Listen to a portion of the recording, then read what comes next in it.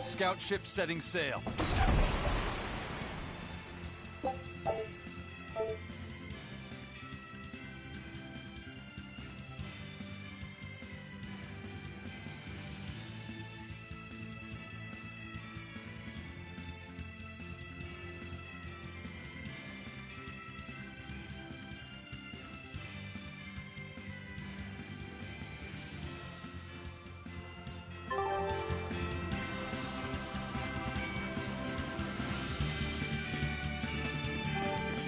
I don't get it.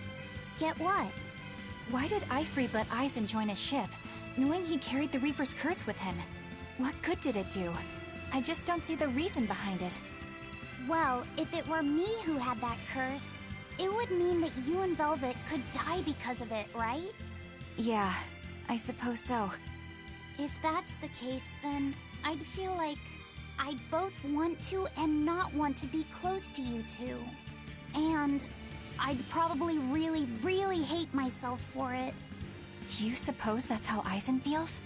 But Ifrid still took him in. He agreed they'd put up with the curse together. It's all a bit hard to fathom. Well, if one thing's for certain, it sounds like Ifrid's a very strong man. At least for a base, lawless pirate.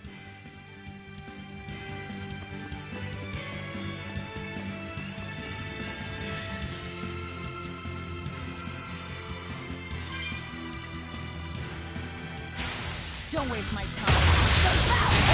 These are my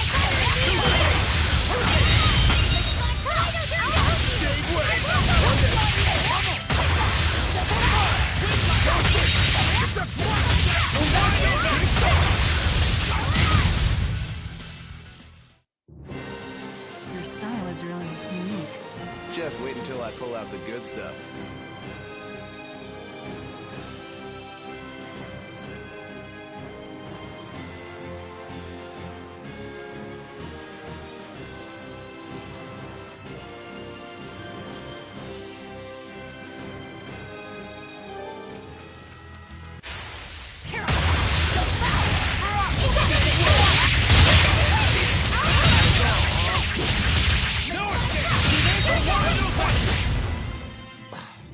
Improve by fighting. Eisen, can I ask you about that thing Zavid had? It belonged to Ifrid, didn't it? I've read much of the Abbey's archives on weaponry, but I've never seen anything like it. He found it when we crossed to the far continent. It's a relic from a long-vanished civilization. He's like me and can't resist a good treasure. But of everything we've found, that one was his most prized. What is it? I can't say. It seemed like a weapon, but Ifrid wouldn't let anyone touch it.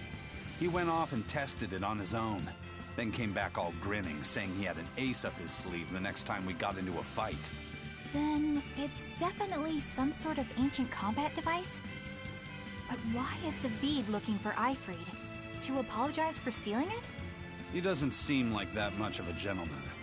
Did he really steal it? What do you mean? It's just my feeling, but Zavid doesn't seem like the type of Malak to steal something so precious. He said he just picked it up. Perhaps he's trying to return it. Perhaps.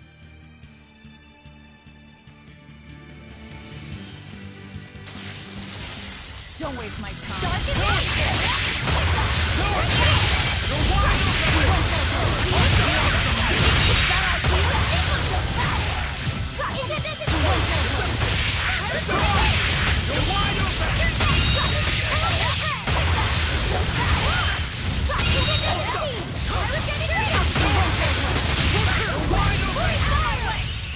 If you want to live, get out of my way.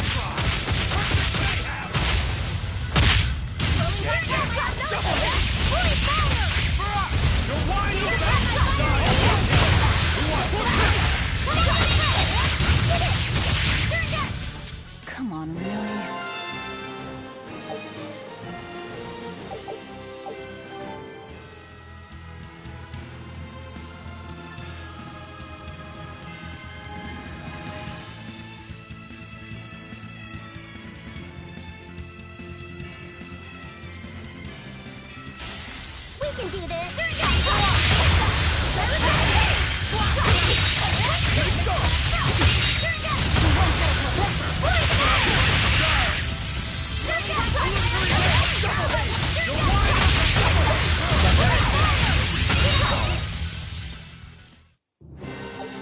I wish I had power like that.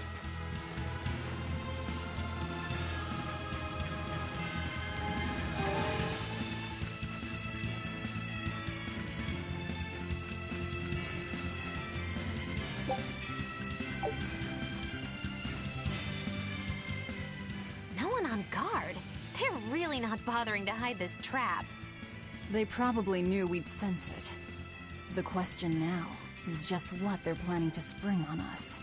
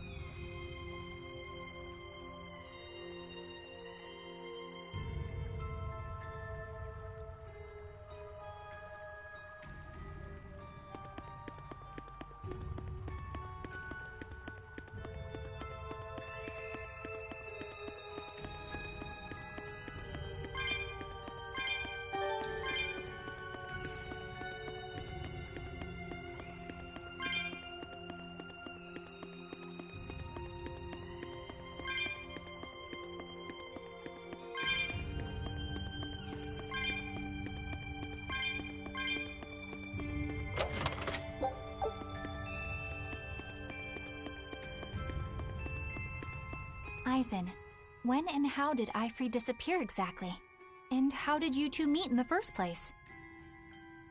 You know, you ask an awful lot of questions about us. What? I don't mean to pry, really. Perhaps it's a habit I picked up from my work. Drat. It seems I've been digging too hard. No matter. Ifree vanished about a year ago. He agreed to fight a duel against someone, and secretly left to meet his opponent. Once we figured out what was happening, we rushed to the scene. But all we found was the aftermath of a fight, and a pendulum. Was Zaveid his opponent? Given his choice of weapon and his ability to fight, I'd say it's likely. What I don't get is why Ifree would end up captured and imprisoned by the Abbey after a fight with a stray Moloch. The Abbey had him prisoner? On their island. Until an exorcist named Melchior took him away, that is. What? Lord Melchior did? The Abbey would have captured Ifree about a year ago. Surely it must have caused quite a stir. I was simply patrolling. I wasn't involved in any such operations. Oh, but I do remember that we suffered a great number of casualties around that time. I never heard why, and when I went to investigate, I found no records of any major deployment. And then I was ordered to cease any such investigation by Lord Melchior. That's fishy. He wanted to hide something, clearly. And I think I'm starting to get a picture of what it was. And it involves the Abbey?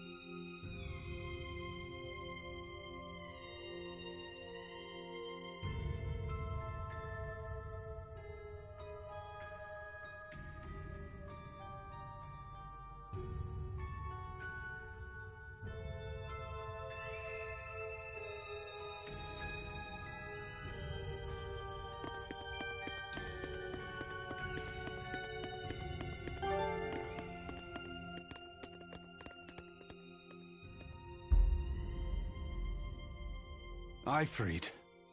So, this is Von Eifried.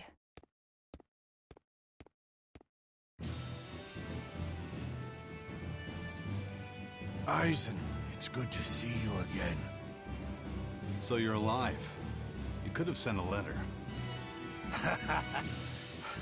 When have you ever written a letter to another man? True. Aside from my little brother, not even once. Your brother? Ah, yes. You told me that once. Eisen, why? I've got no brother.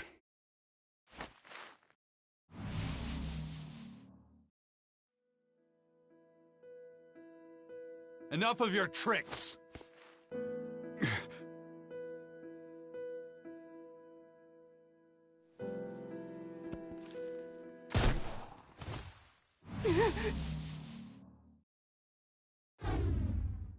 Thanks for luring him out. I owe you one.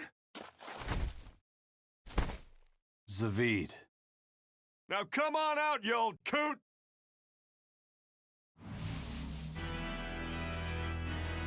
Lord Melchior. Breaking through my double illusion. Impressive. I make it a point not to fall for the same tricks twice. I shouldn't have let you get away last time. I won't make that mistake again.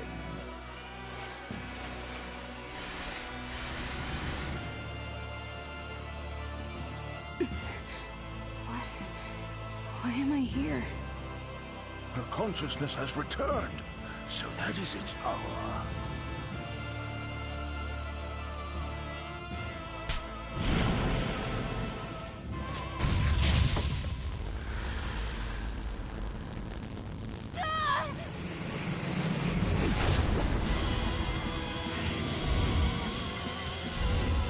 He turned her into a demon. What? This can't be happening.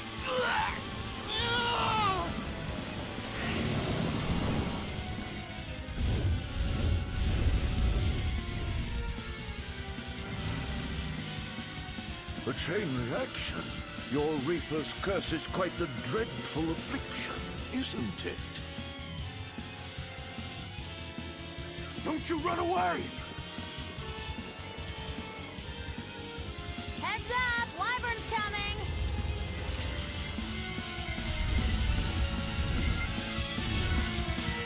Infinity!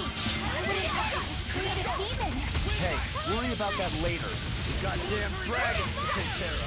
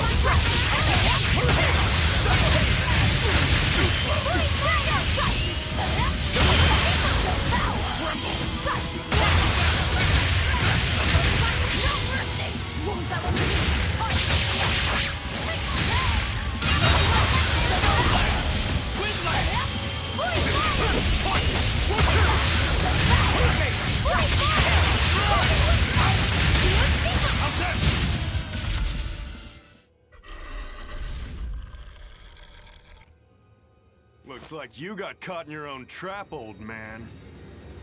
Oh, are you sure about that?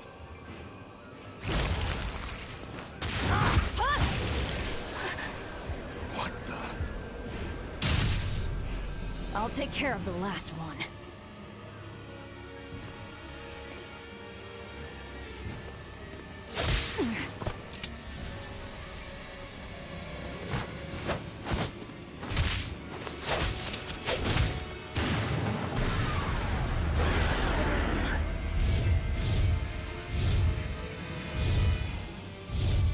He just saved the Wyvern? You folks jump in and kill without a second thought. Is that your creed?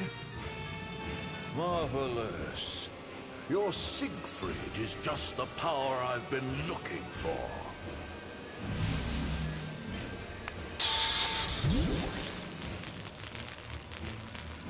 What? My work here is done. What the hell did you do? Wait, damn you! Follow them!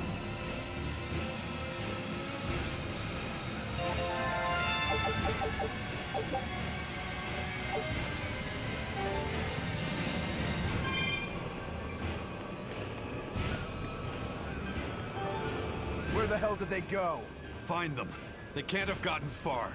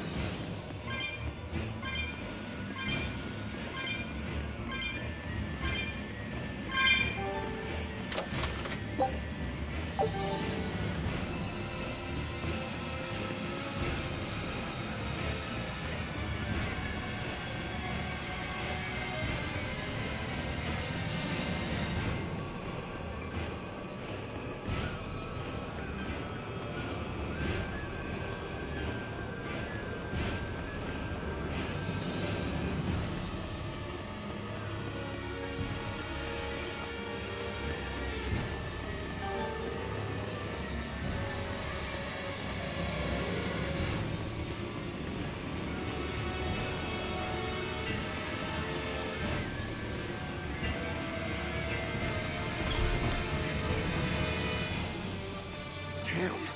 You sure got some speedy legs for an old fart. I'm glad to see you're okay, Zavid. It's not me that I'm worried about. Melchior was highly interested in your weapon. And yet he didn't steal it. Surely a legate like him could snatch it if he wanted to. Why bother stealing it when you can just copy its hidden formula? Some arts can decipher the workings of other arts in a split second. And guess what Melchior's specialty is? As he left, he said, "My work here is done." The Abbey must have some use for that unknown art. Who knows what? After all, they brought it here from another continent. And we'll find out what they're after and crush it to dust. Let me ask you just one question. Why do you have Siegfried? I'm counting on you, he said. Back when I served the Exorcists, they sent me on a mission to capture Ifrid. Zavid, you were once their slave? Yeah. My mind was under the influence of Inominat's domain. But when Ifrid aimed this baby at me, one shot was all it took to open my eyes. The fight we had after that was one for the books. He might have been a human, but that guy was a beast. Put a song in my soul. But then Melchior had to jump in and spirit Ifrid away with one of his damned illusions. That old bastard! Playing tricks with people's minds. But why'd he grab Ifrid and not Siegfried when he had the chance? He probably didn't know at the time that this guy was the real prize he was after. But Ifrid knew. Right before he was taken, he distracted Melchior long enough to hand Siegfried over to me. Well, that's all I know. Whether you believe me or not is up to you. Got it. We're done here. Huh? That was easy. Ifrid only says I'm counting on you to people he trusts. Is that so? So, what are you gonna do now? Gonna keep looking for Ifrid. Still gotta give this back and settle our score. I doubt you have much time left to get that done. I'd hazard a guess that until now, Melchior was unaware what Siegfried could really do. In other words, he and the exorcists weren't able to interrogate anything out of their captive. And now that Eifried's no longer needed, I see no reason for them to keep him alive. You think I don't know that? If you really want to save Eifried, you probably ought to team up with us. Nope. No can do. Why not? You lot will do anything to achieve your goals. Even kill. Sorry, I'm a fighter, not a killer. I won't steal a single life. That's just my creed. And I've got no intention of changing our pirate creed either. Eisen and Zavid have their own creeds. They both have such strong principles, even though they're so different. Just like humans.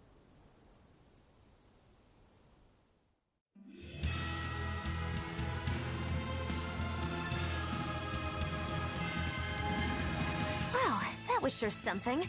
Melchior and his illusions are cheats. There's no cheating in combat. What I meant is that they were awfully dirty tricks for an upstanding exorcist. And the illusions seemed so real. Had that gone on any longer, I wouldn't have been able to tell what was real and what was fake. If it can't be distinguished from reality, perhaps one could live a happier life within the illusion. That sort of happiness can rot. You think so? But by using illusions, you can defeat an opponent without causing them any physical harm. Oh, how humane. Wow, the Abbey is so great. Lord Melchior is an exemplary man who has served Lord Artorias since before the Abbey's founding. He's done everything from logistical planning to defense strategy and even political negotiations. He shows the utmost concern, even for his opponents, so... He turned a friendly Moloch into a dragon. That was... Physical wounds can heal. Emotional wounds never fully fade. Yeah, but... Don't lose heart, Eleanor. Foul play is foul play, but you're talking to a demon and a witch. Who can judge? I appreciate that you're trying to console me, but as an exorcist, I cannot accept this.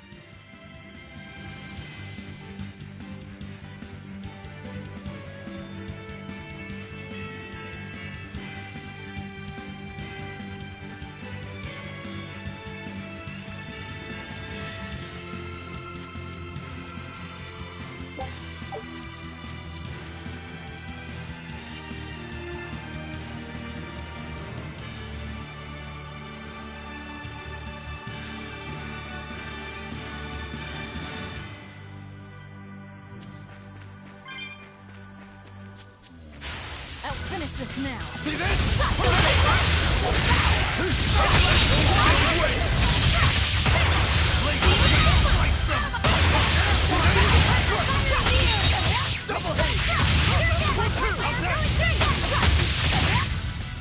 Come on, really?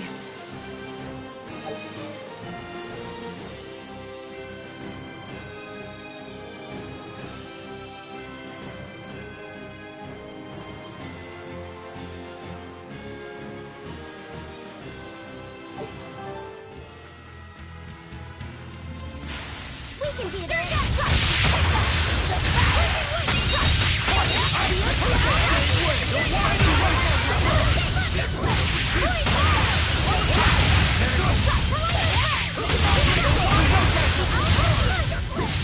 It's over, right?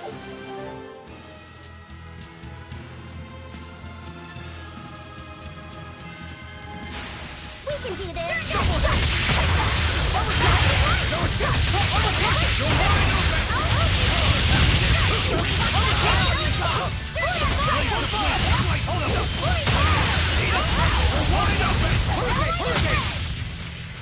Victory is ours.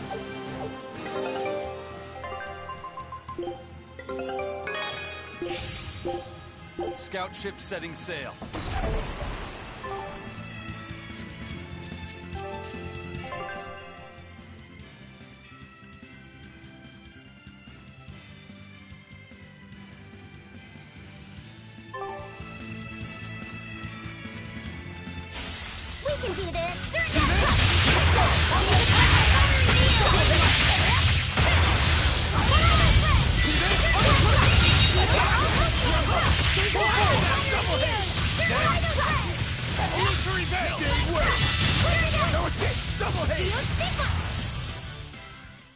You two are so cool! Don't become like me. Don't try and imitate us, please.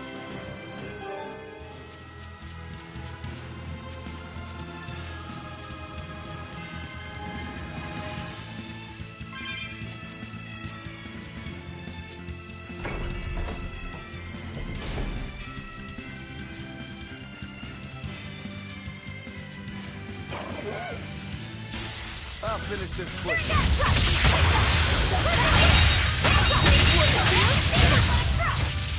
It's over, right? We can do this!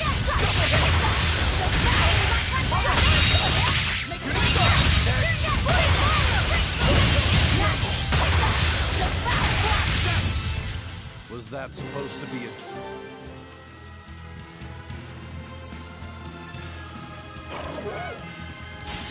We can do this!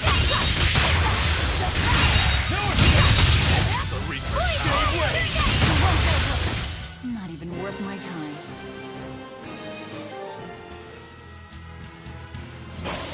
I'll finish this quick.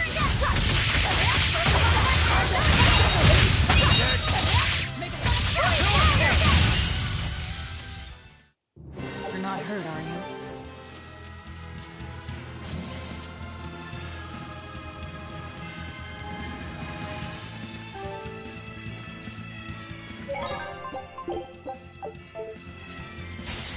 We can do this!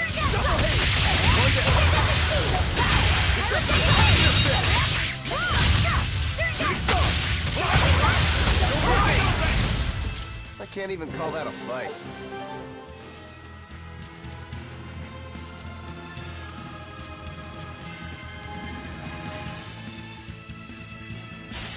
Not worth my time.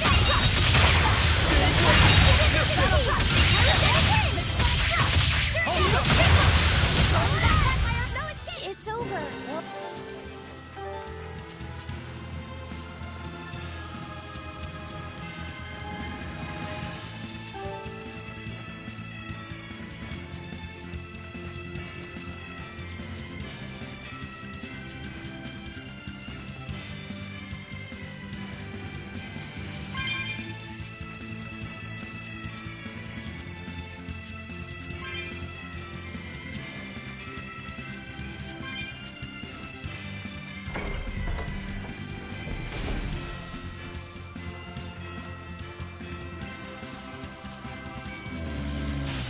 I'll finish this quick.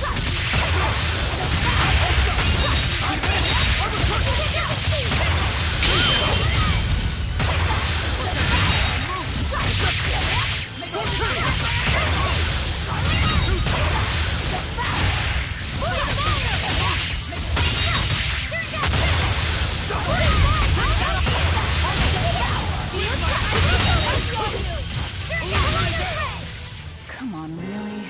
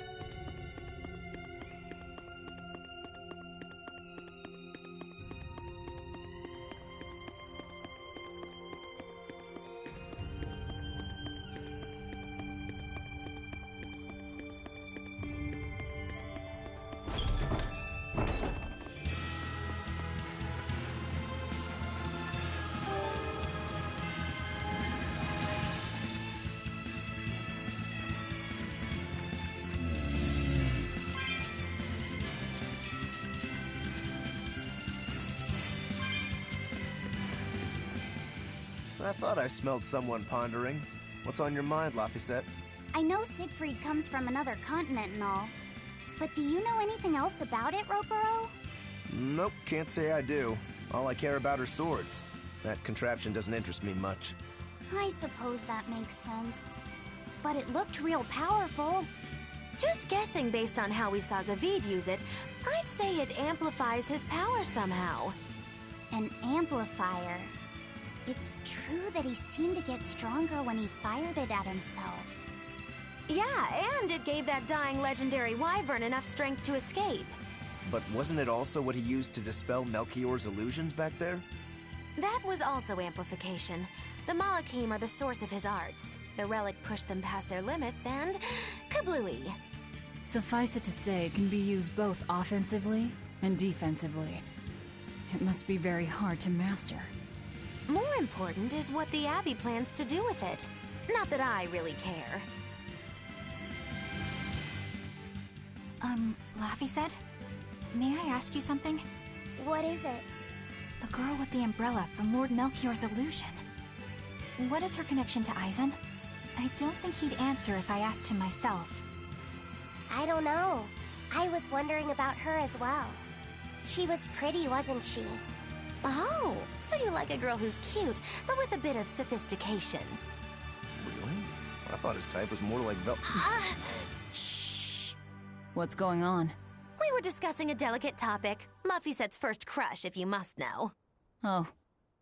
No, we weren't. We were just talking about the umbrella girl from the illusion. The umbrella girl. That illusion made Eisen hesitate. She must be really important to him. Indeed. It must be a deep, naughty relationship. Come on now. Like a wife he wants to leave but he can never let go. Or a lover from whom he can't move on. No, that's too wild, and she's too young. Yeah, it's not that. What's more likely for a self-serving pirate is a daughter from a woman who only knows him by a fake name, perhaps one whom he cast aside, or who cast him aside! And maybe she was somebody he couldn't marry for some reason. But when she died, he raised her daughter for her. He had been friends with her since they were children, but they only realized their true feelings after they had been married to someone else! Is this their idea of romance? In any case, beware of girls, Laphicet. Right.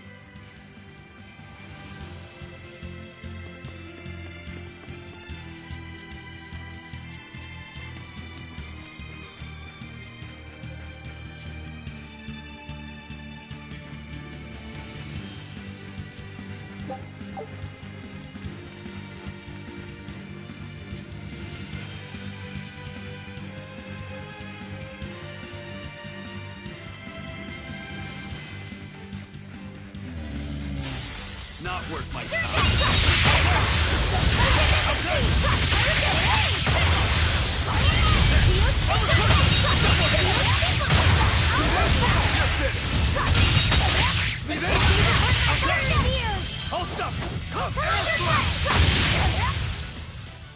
I have destroyed your world and brought it crumbling down around you.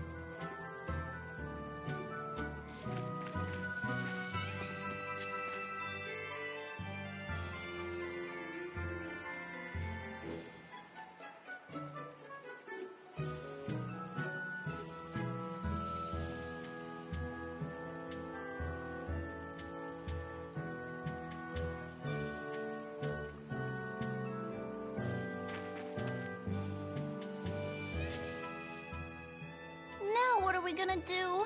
What's wrong? This dog came up with a book in its mouth. Here, take a look. Huh. It looks pretty old. I've never seen this kind of writing before. It's not ancient Avarost, that's for sure. Part of it looks like a chronology, so maybe it's a history book? If I were to guess, I'd say they're Meliodosian characters, which would peg it at about 2,000 years old. It's more recent than Avarost, but the writing has fallen completely out of use. All kinds of notes are written throughout the book, too. Someone must have been studying it. If it's research material, that might make it Videl's book. Videl? Who's that? He's a weird kid who's way into studying history. He lives at the inn. Could you maybe deliver the book to him for us? We were told not to get too close to him, so... Yeah, sure. I guess.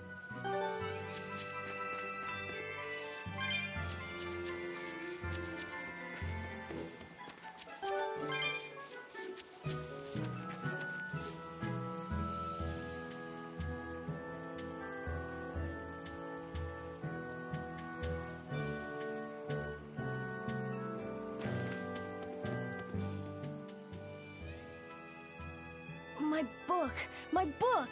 Where could I have left it? Are you Videl? Is this yours? My book! Oh, that book is super important to me. Thank you. I'm Laphicet. I hope you don't mind that we flipped through some of it. Can you actually read Meliodosian script? You recognize Meliodosian writing? That's unusual in this day and age. Oh, it's not that big of a deal, really. When I grow up, I want to be an adventurer who travels the world and explores lots of ruins. So to make sure I'm ready for anything, I've been studying ancient history, starting with the Era of Darkness. The Era of Darkness? You're referring to the Dark Period, right? Right. Almost no written records from the age have survived. But if you compare the history before and after, you can tell something major must have happened. Wow, that's fascinating. I know! Look at those two, all worked up over an old book. My little brother was just like that too. Laffy and our brother used to. We've received reports of suspicious persons in the area. Have you seen anything? Not good. They're onto us. Quickly, hide in my house.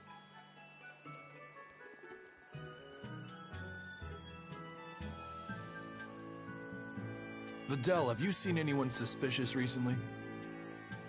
Sorry, sir. I've been absorbed in my book. That's all right, thanks. Look, I know it must be tough living alone with your mom. Just remember, your father's a praetor.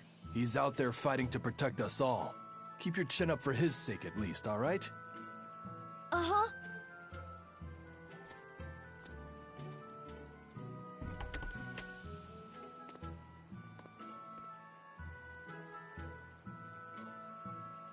Thanks for your help, Videl. Videl, your father is an exorcist? Yeah, he is. But don't worry, I won't say anything about you and your friends. I'm your friend too. Really? And to prove it, I'll let everyone in on a big secret. This book tells you how to make an Omega Elixir, an incredibly ancient and powerful medicine. If I'm reading it right, you need 5 ingredients in order to create the elixir. I've only translated one of them so far, but I'll tell you what it is. That's really nice of you, Videl. But I don't have any way to repay you for this. Oh, please, think nothing of it. I'd just like it if you came and talked with me again sometime. Of course. What are friends for?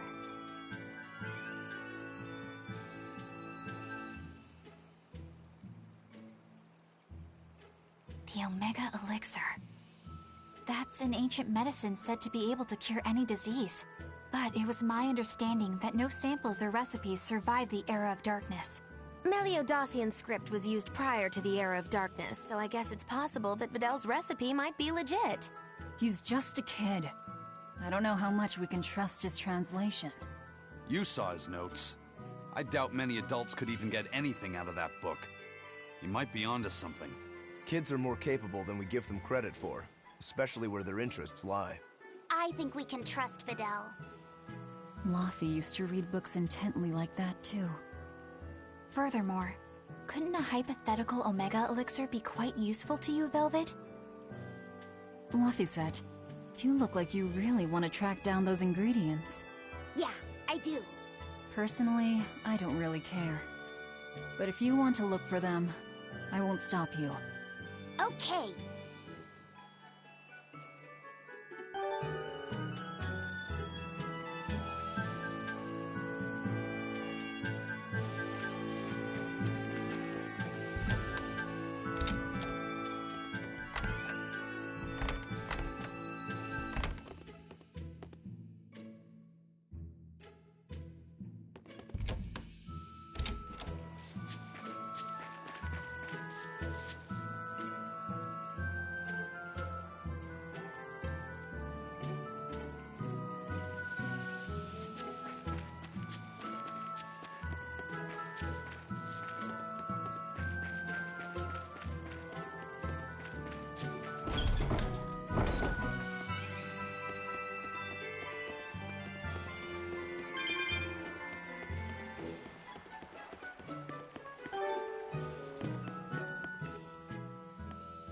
This big storm came and swept me out to a Class 4 island, and let me tell you, it's as bad as the rumors make it sound.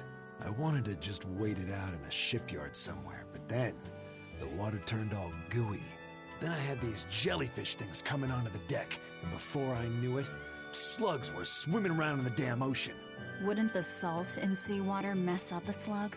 Yeah, that's what I thought too, but these weren't no sea slugs neither. It was scary. I'll tell you that much. You want my advice? Stay the hell away from that island altogether. But if you do go, watch out for that gooey stuff. What did that pirate mean by Class 4? I've never heard of that.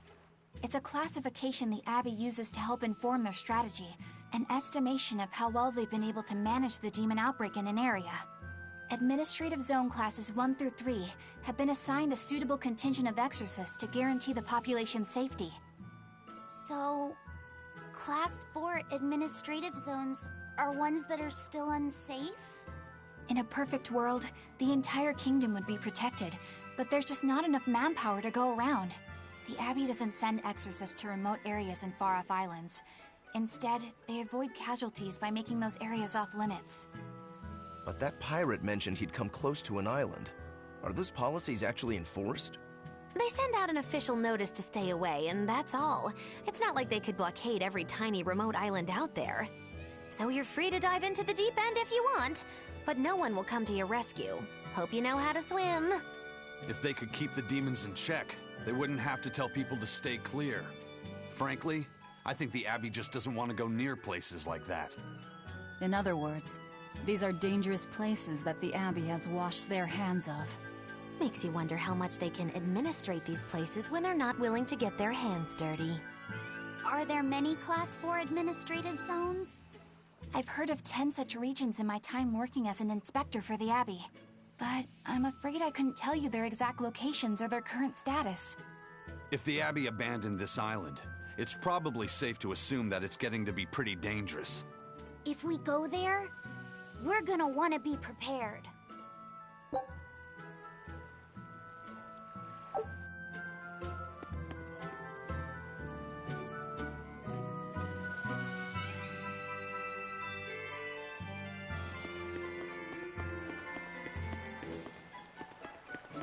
Demons! There's more of them. A whole band of them rampaging through Roaring Forest. There was already one dangerous demon in those woods, and now we have more, and they're still on the loose. A lot of exorcists have come to deal with them, but... What do these demons look like? That's what I want to know. Those Abbey people won't tell us nothing. Every time a demon comes around, it's all, show us your cargo this, and don't leave port for a while that. How are we supposed to catch any fish? These demons really are a pain in the neck. If I was an exorcist, I'd lay down some justice, I tell ya. At the end of the day, it's not the demons or the exorcists that have it rough. It's us normal folk. Anyway, you guys should be careful. There are demons about. Thanks for the warning.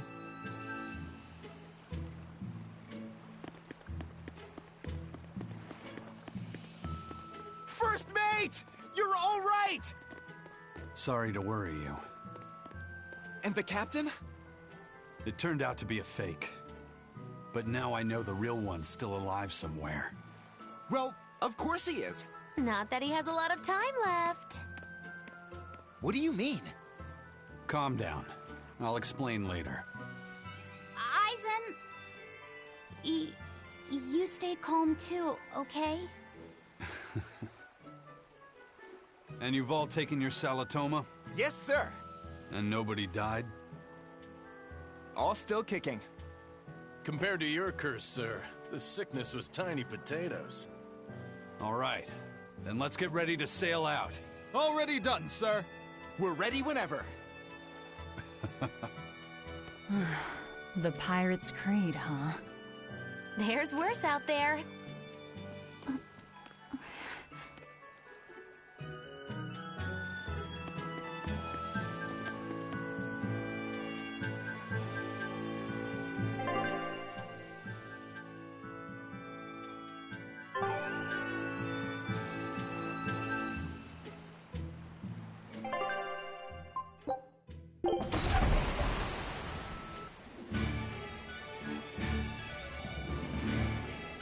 It's too bad that wasn't the real Ifreed. But I'm glad everyone on the ship is feeling better. Yeah. Though it sounds like they never want to touch that Salatoma stuff ever again. What about Eleanor? She took it too, and her face went all... Wah! I don't mean how she looked. I mean how she actually feels. Oh, well, she looks like she feels better too. Good. You're worried about her, aren't you, Velvet? No, it's nothing like that. Let me tell you something, kiddo. When young maidens ripen, they have trouble expressing their feelings. So Velvet's... ripen? Magilu! Quit giving Laphicet confusing thoughts! No trouble expressing those feelings, I see.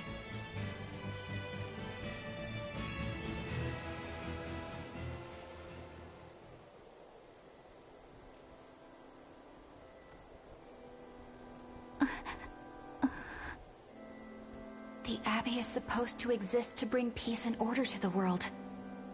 Everything the Abbey does, everything Lord Melchior and Shepherd Artorias do, it ought to be rooted in that mission.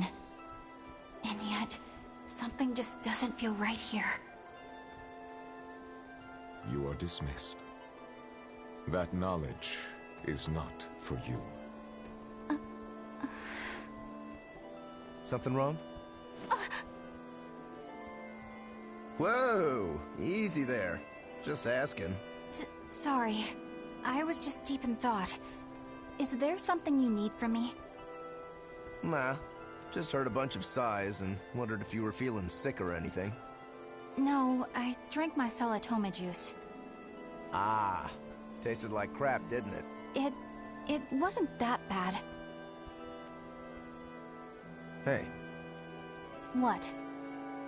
Are you afraid of demons? No, I am not. It's more like I despise them.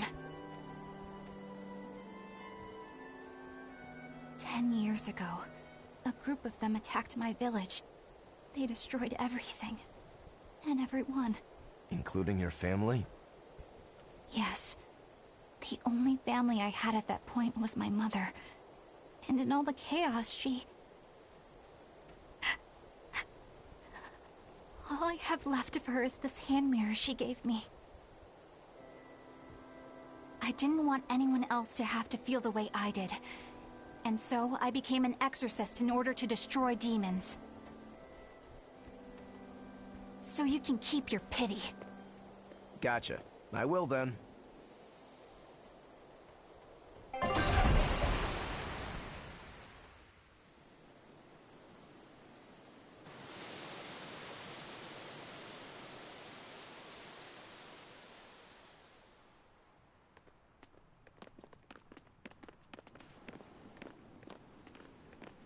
is that? That's called a pangyon, a type of bird native to this area. Pangyon. Their meat is succulent and tender, and makes a lovely stew. Wow, what's it taste like? You'd eat that poor thing? Savage. You're one to talk, demon. It was one of my mother's specialties. All right, enough of the chit-chat. Magilu, what's this grimoire friend of yours like? Well, how do I put it? Oh. You know, like that. Like what? Well, to put it in a way those of meager imagination can understand, Grimm's got a sort of listless, aristocratic air about her. A noble woman in her twilight, you could say. Huh. So you mean, like, a woman, but different from Velvet and Eleanor. You're not wrong there. Tell you what, just keep an eye out for a grown woman. Grown woman. Okay, I got it. Well, since we got her name, we could start by asking around. Exactly. Now you're talking. What's up, kiddo? Magilu, you're a grown woman yourself. So why is it you have trouble clearly expressing your real feelings? Good question. Put simply, a long time ago, mine broke. Bagow! Chapoom! Bye-bye! Your feelings broke? Come on. Let's question the townsfolk.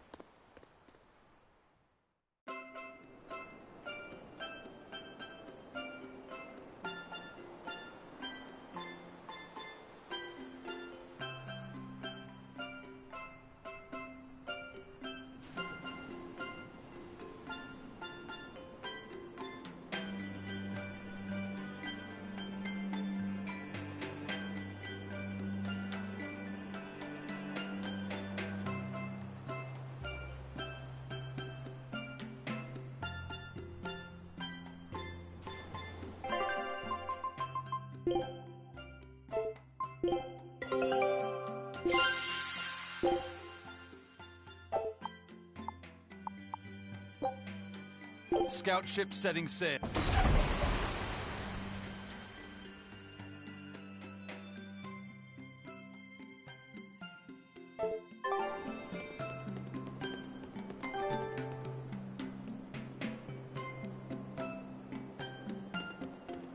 The map's getting filled in little by little.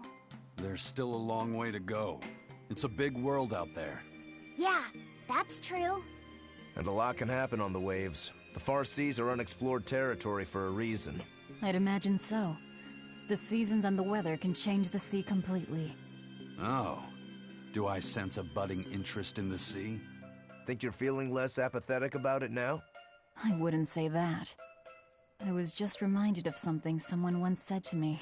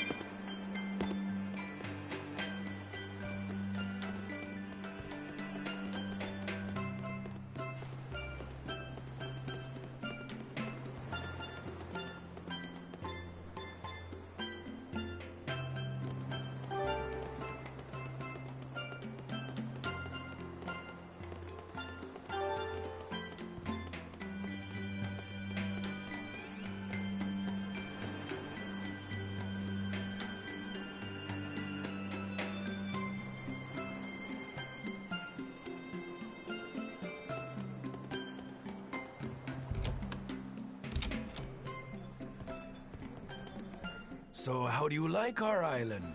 Nice and laid back, right? It's quite a bit different from Logris. This place was even more relaxed before the opening.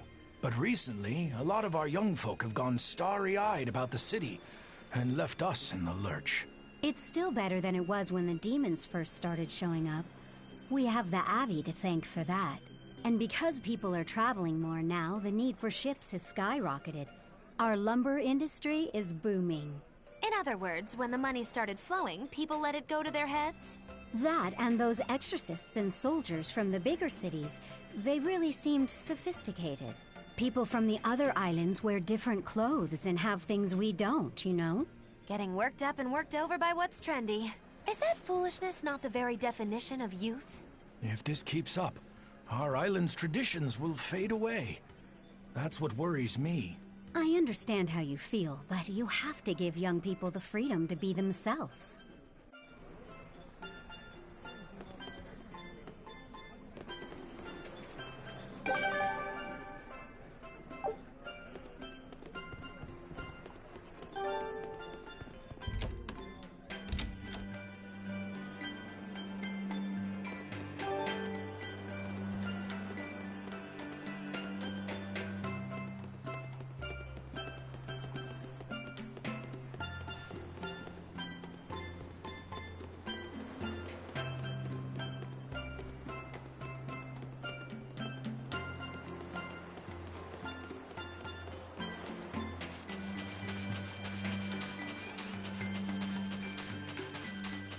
It's become common practice to use Southgan lumber for shipbuilding, but there's a reason. Our trees really are the best for it. Natant trees only grow in Southgan. Their wood is light, tough, and doesn't rot. Perfect for shipbuilding. You know your stuff. Long ago, before people knew how to build seafaring vessels, Midgan and Southgan were separate countries. Then our ancestors fashioned rafts out of Natant logs and floated all the way to Midgan. A Midgan craftsman, amazed to see a humble raft cross the open sea, returned with our ancestors here to Southgan. He had used the Natant logs to build a large, sturdy ship. Thanks to him, commerce took off between Midgan and Southgan, and the Age of Exploration began. The excitement of a new age had everyone floating on air, but within mere decades, Midgan declared war on Southgan. Ironically enough, it was ships made from trees from their islands that enemies used to invade them. The fighting continued for a long time, but in the end, Midgand emerged the victor. Our islands were occupied. As hard as things were, our ancestors still liked to joke about it. They'd say, Age of Exploration, more like Age of Exploitation. When things were that bad, they could still joke about it? Southganders have always been a cheerful bunch. We tend to look for the silver lining in every cloud. It may not seem like it these days, but Southgan used to be a place where the laughter would never cease. Some people even used to call it Shenanigand. Shenanigand. This must have been a really fun place.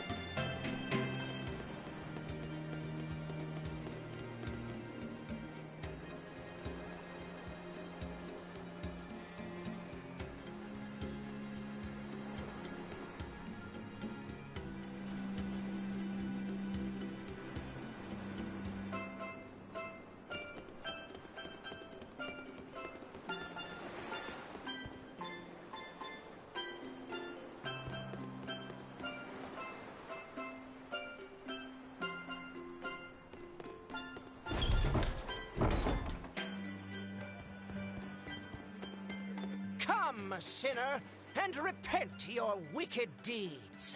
Who? Me? I don't think I've done much that needs repenting. No, my son. You must be mistaken. For I can tell just from how you dress that a great many sins weigh heavily upon your heart. But it's not too late for you yet. You must confess your sins and repent. Yeah, I hear you, but I really can't think of anything. Have you ever wielded violence? No. All I wield are my swords. Well, have you hurt anybody with your swords? Yeah, but I haven't been able to land a killing blow yet. I've still got a long way to go. But the next time, I'll kill him. No, you have it all wrong. You must repent for how you've used your swords. Oh, I get it. I need to improve my cutting technique, right?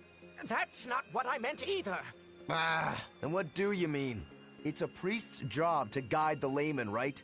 You'll have to start speaking more clearly if you want anyone to trust your advice. Get your act together, man. Yes. I'll reflect upon the error of my ways. Wait, what?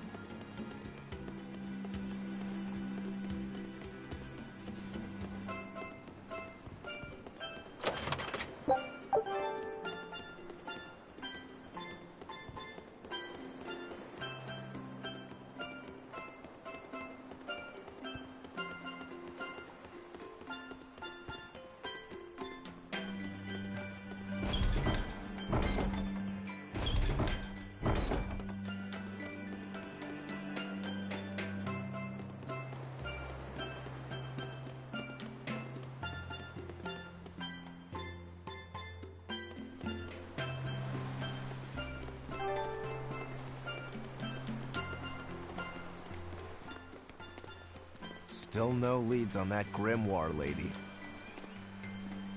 Mogulo, when did you get that letter from her you mentioned? Hard to say. It must have been last year? A decade ago? Take this seriously, or I'll feed you to the sharks.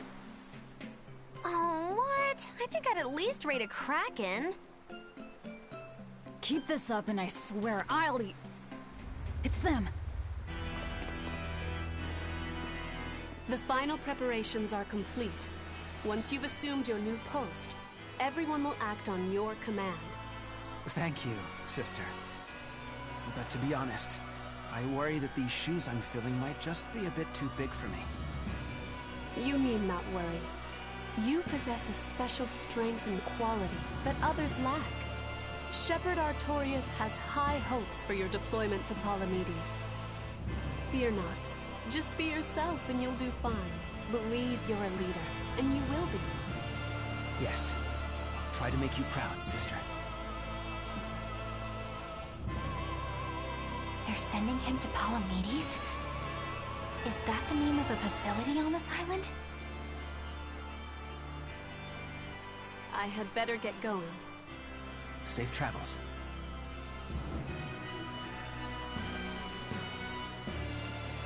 Oh, one more thing. Be careful around the demon in Haria. It's stronger than it looks. We've even had some casualties. Understood.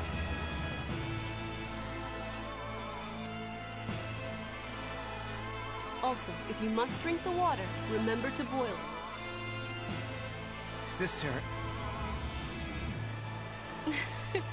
I know, I worry too much. But I just can't help myself.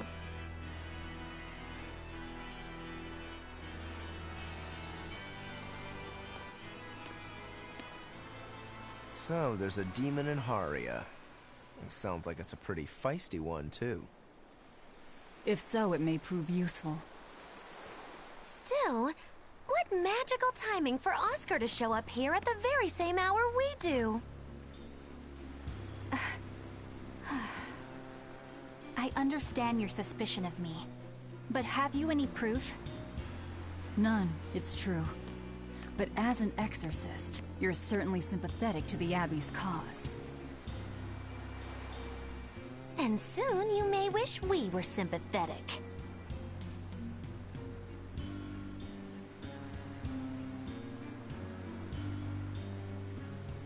Eleanor hasn't been snitching on us. I'm sure of it.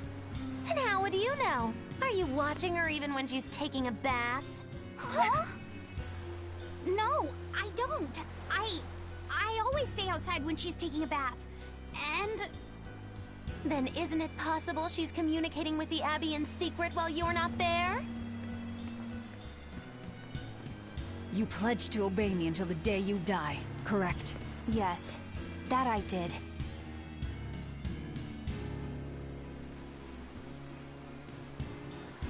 Remember, when you two trade blows, only the Abbey wins. One less demon, and one less traitor for them to worry about.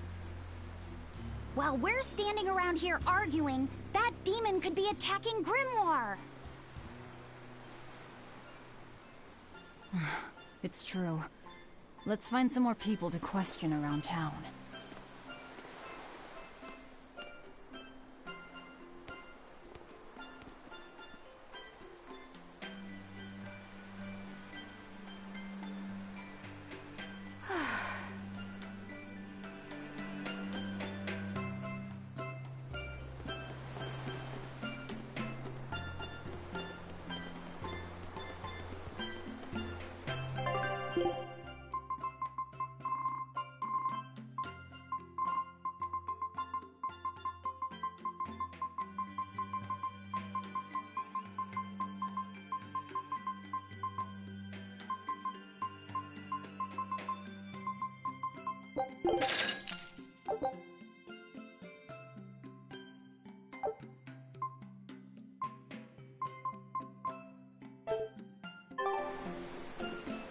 So what's it really like? Huh? The connection between Moloch and Vessel. Do you share, like, thoughts and feelings? Sort of. When I'm dwelling inside Eleanor, I can see what she sees and hear what she hears. But I can't read her thoughts or her emotions. Sitting in a box doesn't teach you how the box feels. I see. In that case, I want to give her as little time alone as possible. I don't want to bathe with her, alright? I know. You're a boy and all.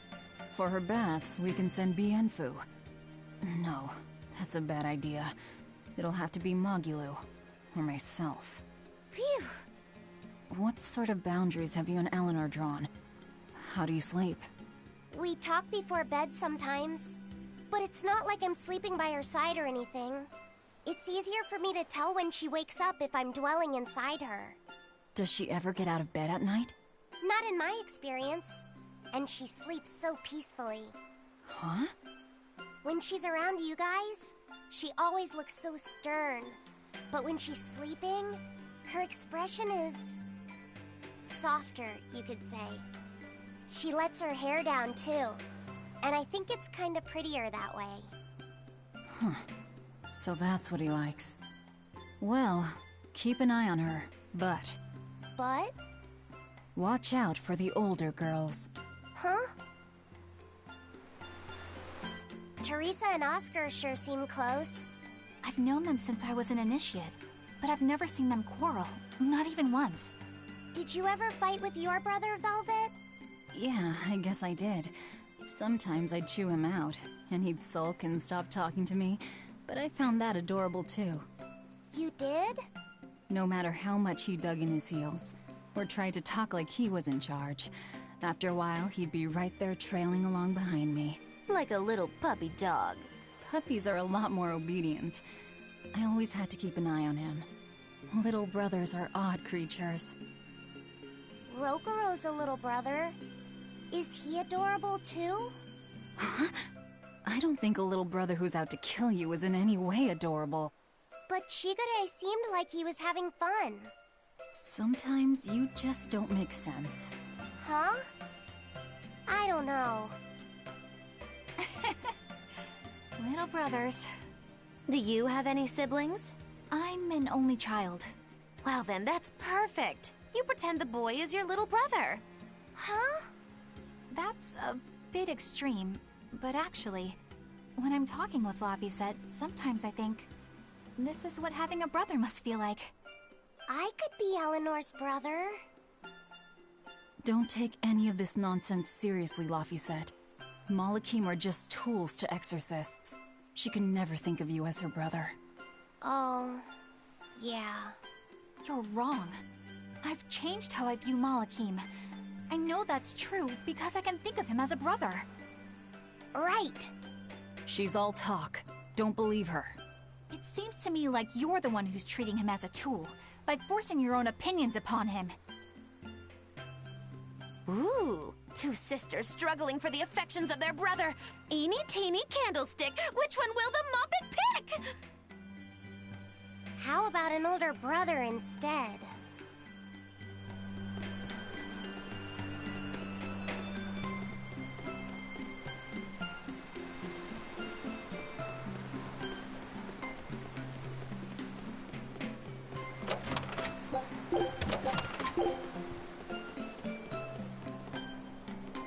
The people of Southgand originally worshipped Amenuj, the Empyrean of Water. The lives of the people of the Southern Isles are inherently tied to the sea. Whether it was gratitude for a good catch or an appeal for protection, everyone offered their prayers to Amenuj. But the Abbey worships Innominat, don't they? Do the people still keep their faith? Most of the people obey the will of the Abbey. But one small village deep in Southgand is a special case. The village is called Haria, and even now they keep their faith in Amenuj. They've even quarreled with the Abbey. I'm grateful that they fight off the demons. I really am. But do they have to dictate which gods we worship too? They think they do. It's their truth. Then again, they can't control what's in your heart, can they?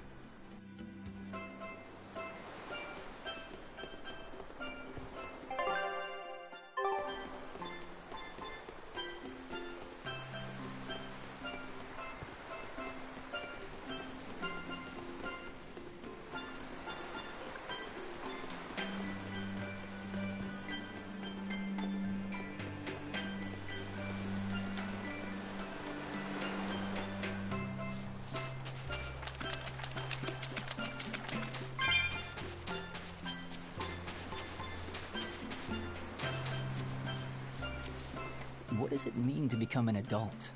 The eternal question of youth. Have you ever heard of the ceremony of adulthood? It's a yearly tradition on this island. If I remember right, it's totally wild. Everyone throws bananas and porridges at each other. Traditionally, yes, but things have changed over the years. Bananas and porridges are a thing of the past. People are always reaching for bigger and better things, right? In this case, it's watermelons. Whole watermelons. You're throwing watermelons? That's gotta hurt. Trust me, I know. But watermelons are the least of our worries. Recently, people have started flinging coconuts. Coconuts? Those things are as hard as rocks! Trust me, I know. Like getting hit with a brick. Now, every year, there are some kids who never make it to adulthood. You don't mean they... Yeah, I've kept putting it off myself, but it looks like this year I've got no choice but to participate. That's crazy. It's far too dangerous. And more importantly, how does it make someone an adult? There are ancient traditions that say overcoming danger marks a child's coming of age. Some people still cling to the old ways. You've hit the nail on the head. There are lots of old folks that sit around complaining how weak as darn kids are. The hypocrites. Back then, they used bananas and watermelons. They even cracked the watermelons ahead of time. I don't think cracking a coconut would help much either. So that's why you're standing about looking blue. I'm so ashamed of myself for being scared. If you don't want to do the ceremony, why not just skip it? I'd love to, but I don't really have a choice. I wouldn't be able to show my face around here if I chickened out. Having the courage to say no to something you don't feel is right. Isn't that the true mark of an adult? Wait. You're right! Now I can finally become an adult! Oh, yeah! Look how grown up I am! And Getting carried away with yourself and acting the fool is the true mark of immaturity. Sorry. You're right.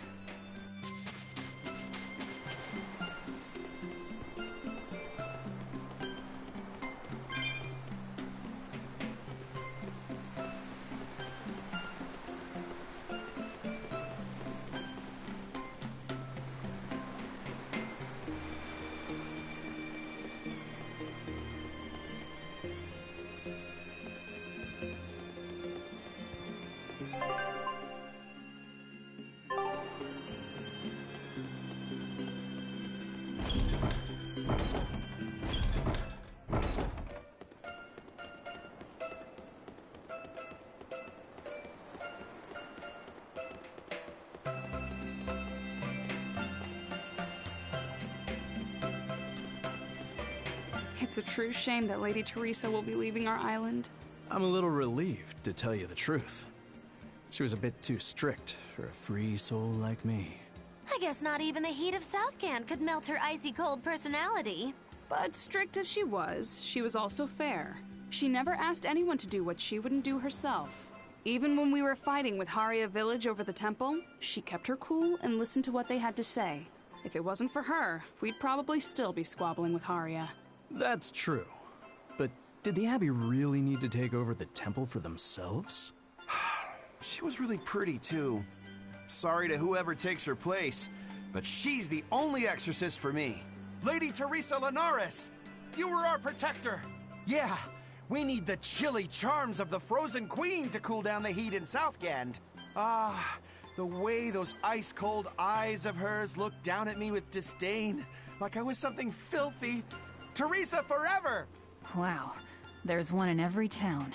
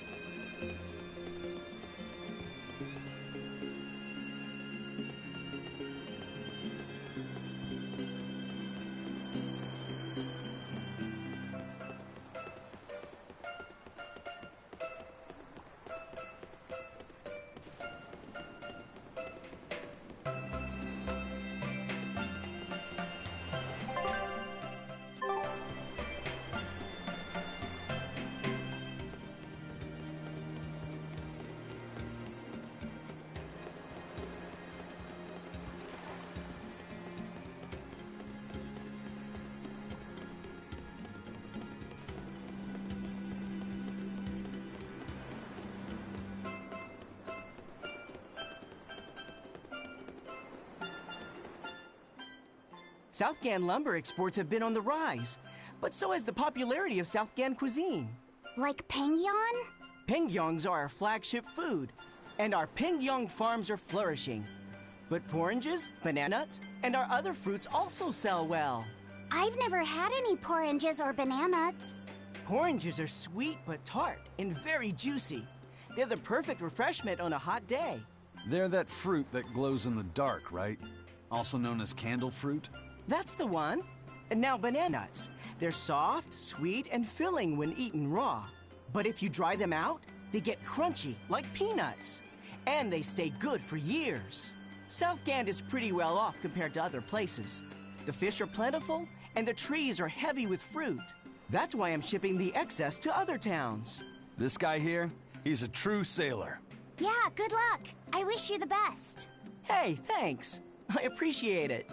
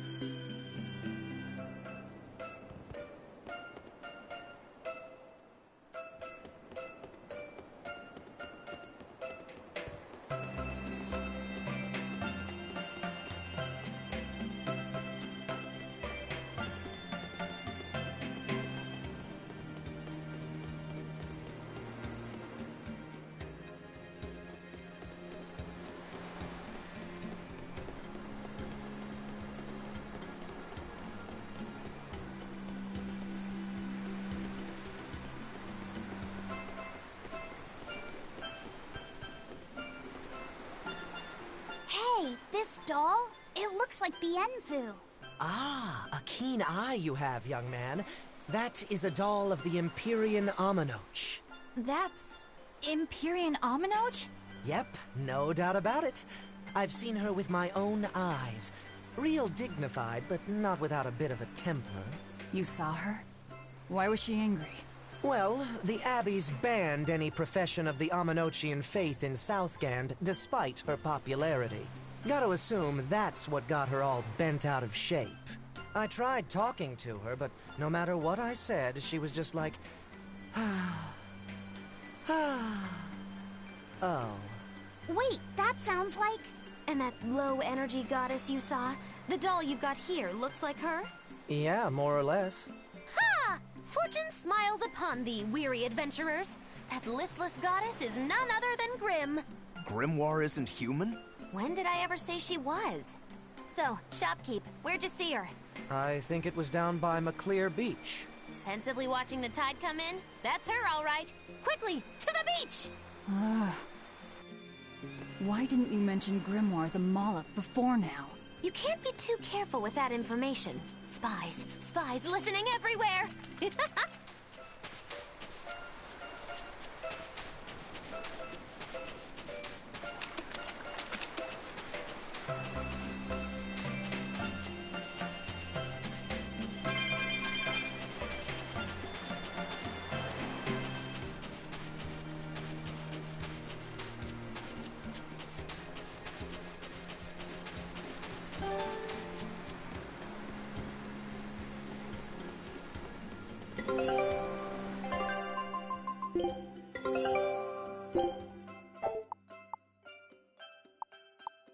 Scout ship setting sail.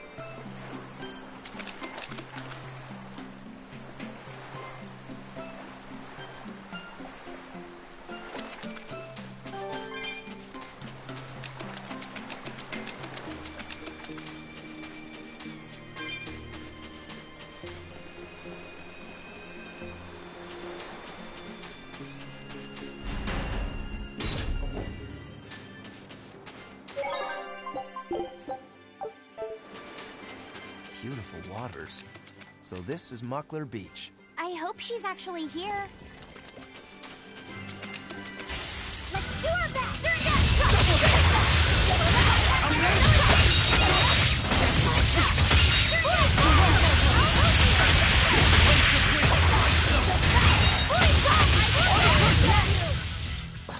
I won't improve by fighting weaklings. Here I come!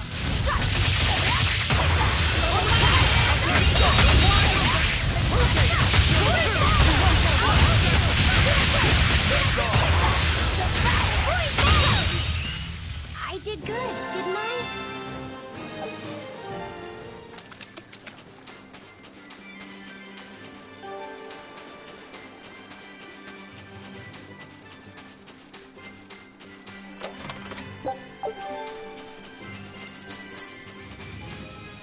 Looks like you want to die.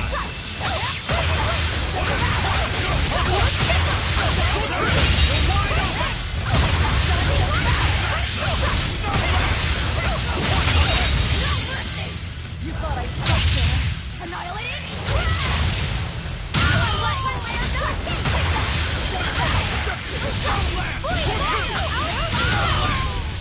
It's over, right?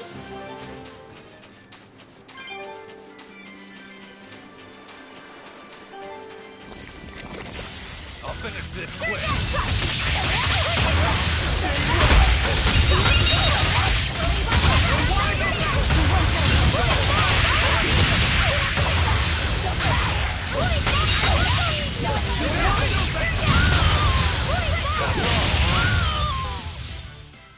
You're just lucky I made it. Don't waste my time.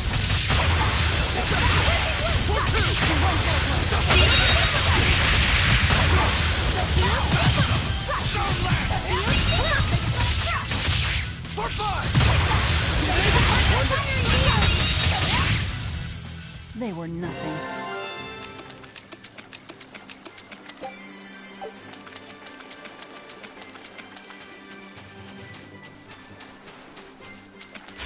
Looks like you want to die. I want some next.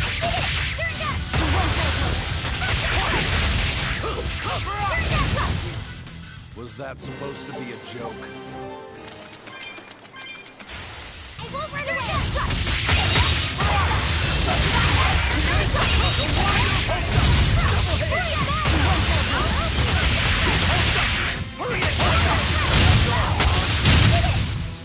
I did good, didn't I?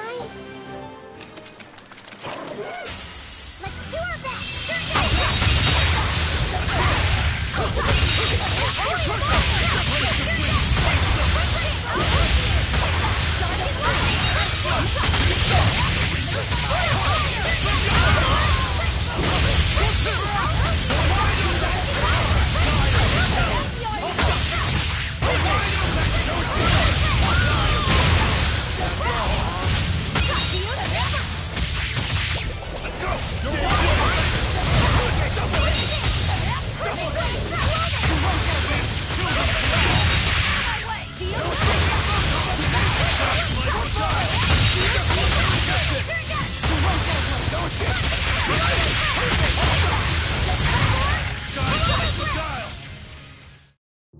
You don't want to make me angry.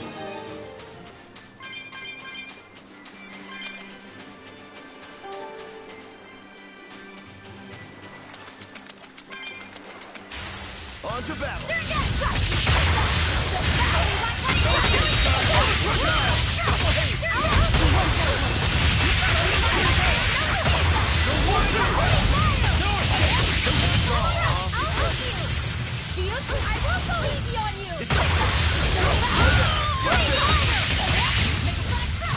We won, right?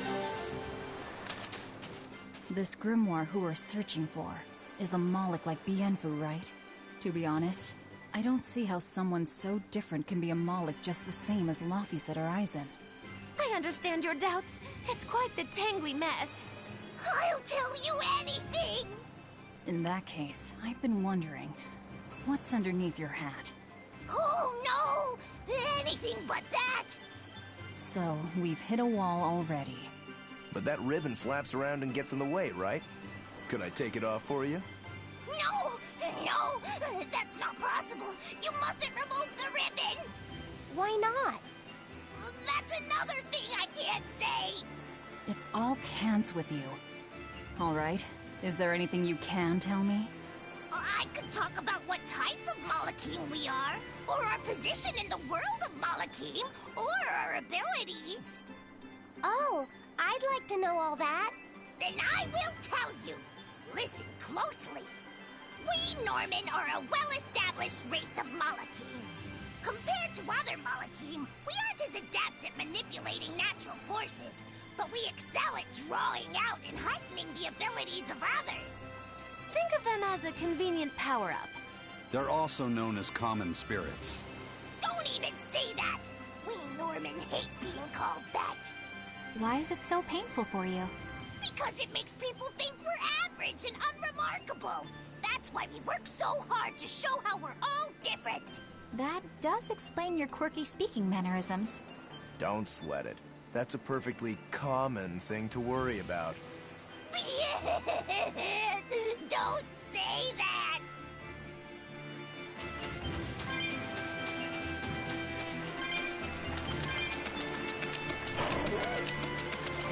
What are those penguins doing?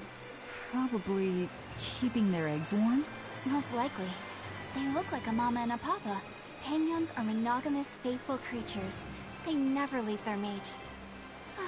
Isn't that romantic? So they lay eggs because they're like husband and wife. But how do they make the eggs? That's... well...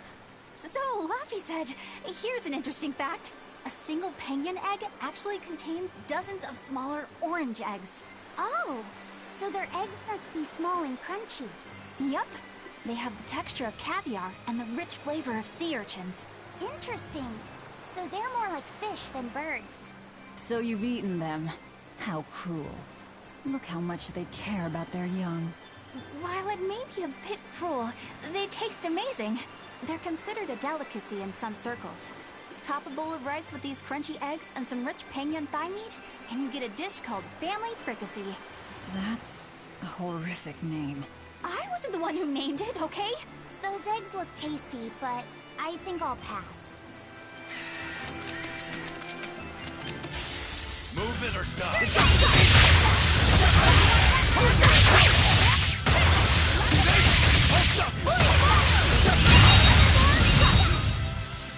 It's over, right? Oh, it's ready to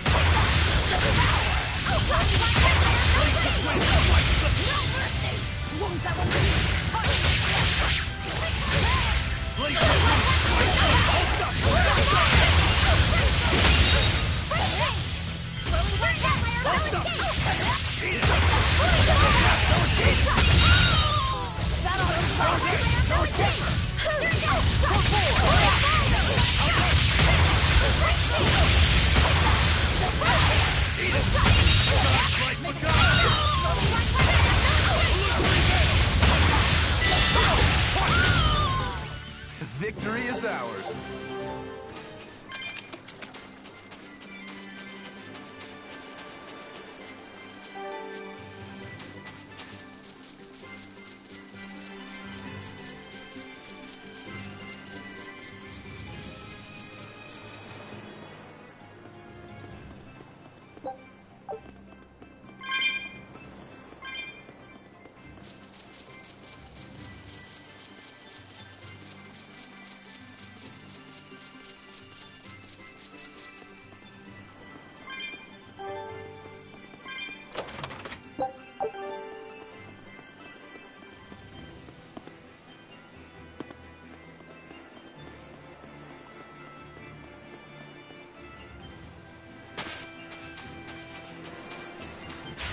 I'll end this quickly.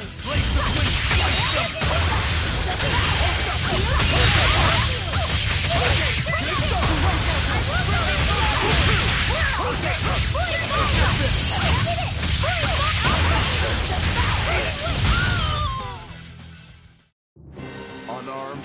Hardly. These are deadly weapons. Huh.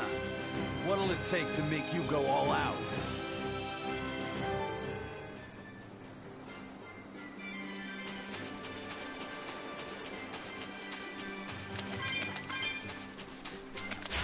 You're fighting.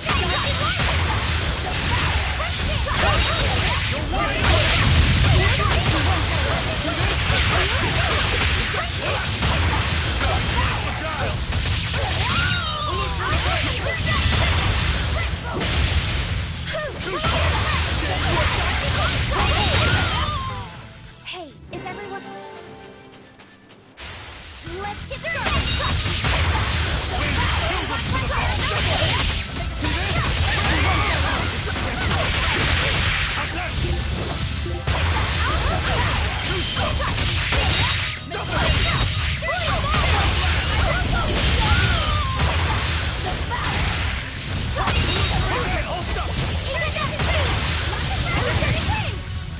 I unleashed all my power. Maybe I overdid it.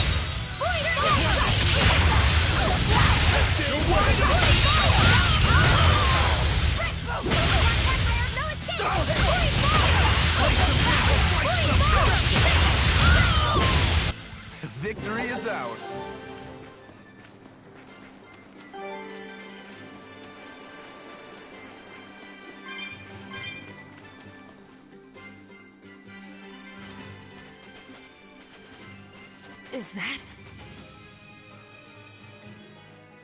Grimoire?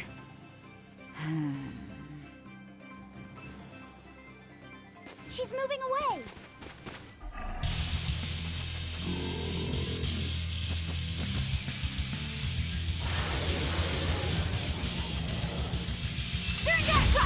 Dragon? No, just a big lizard demon. Is he friends with Dial?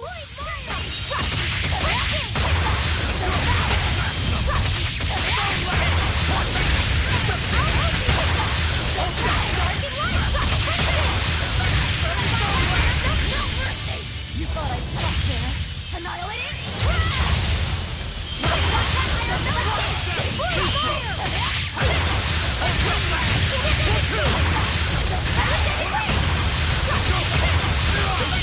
Double hit! Hold up! I'll help you! Hold up! Need to put my fiery here! Deduction! For blood! Point fire! Point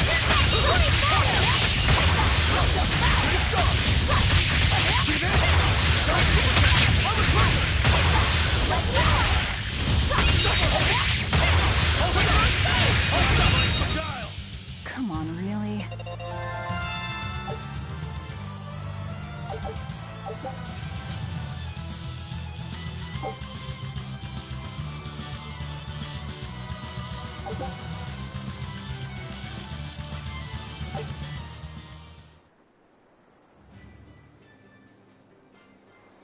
So she's the same sort of Moloch as Bienfu? You're Grimoire, right? We've been looking for you. We need your help. Who are you? I'm Velvet. I know your witch friend. Oh. Grim, so wonderful to see you. It's been forever! Ah, you two. Still as outlandish a pair as ever, I see. How exactly do you know her? Witch training? She was an upperclassman. And?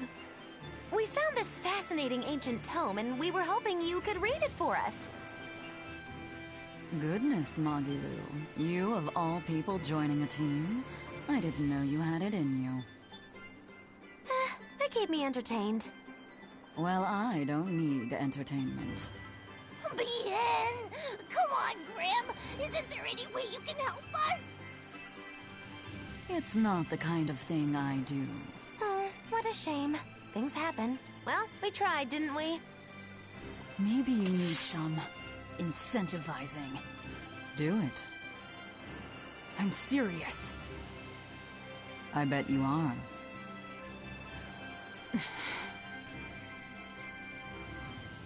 Your eyes tell me you're dangerous. Trouble follows you like a hawk tails a rabbit. And at my age, trouble is something I'd rather avoid. How old are you? Ask me again and you'll get a firework in the tush. My apologies. It appears we've wasted our time. A walk on the beach is never wasted, but sorry.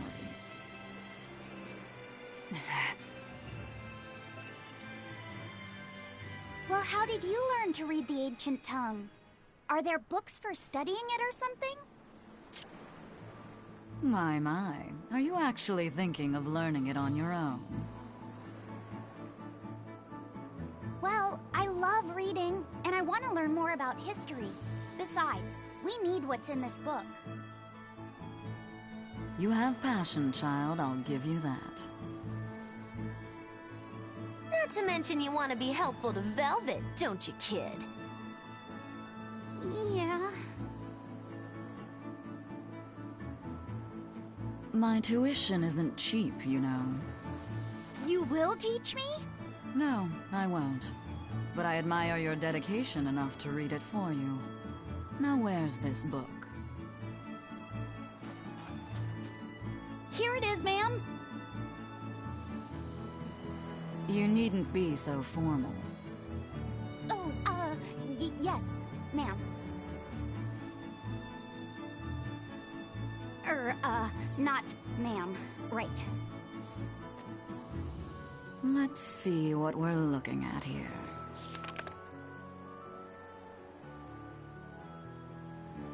The language of ancient Averost. Had to be the hard one, of course. A lot of wear and tear, too. This'll take some time. We're in a hurry. That may well be, but this isn't the place for study. Let's move to someplace more comfortable. You've redeemed yourself, young man. There's a village called Haria just a little ways away. That works. Thank you. Fine. Haria Village. Whatever gets the job done.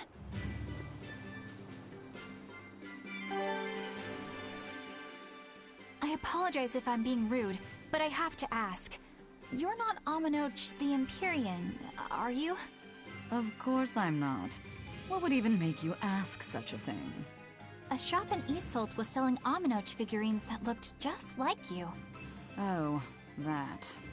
I distinctly remember whispering to the shopkeeper in his sleep, telling him not to sell those things.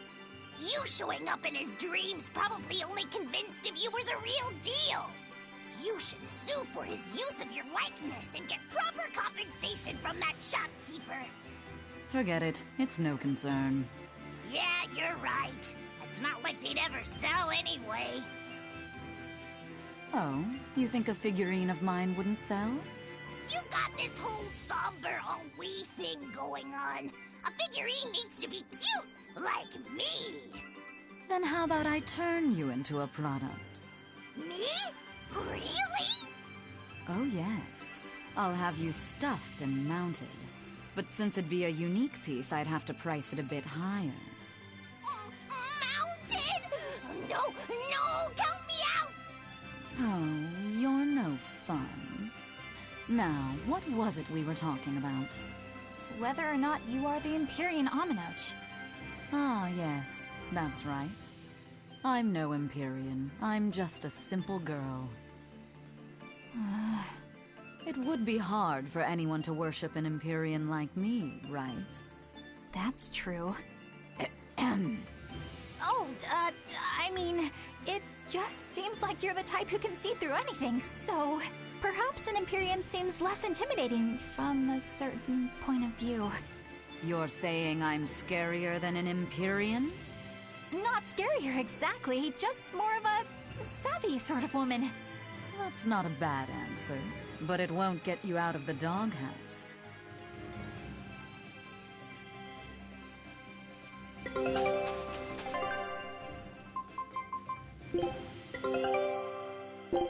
Scout ship setting sail. Haria. Isn't that the village with that demon that Oscar and Teresa were talking about? I think it might be. We should remain on our guard.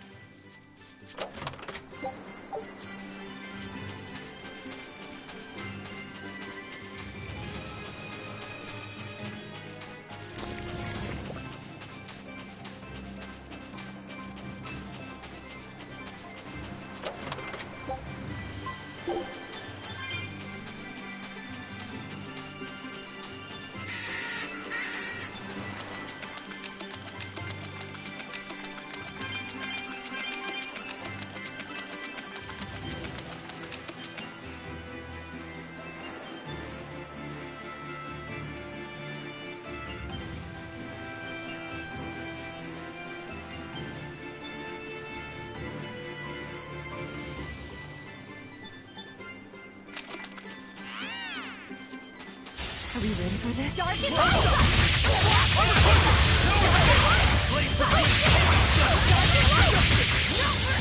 Whoa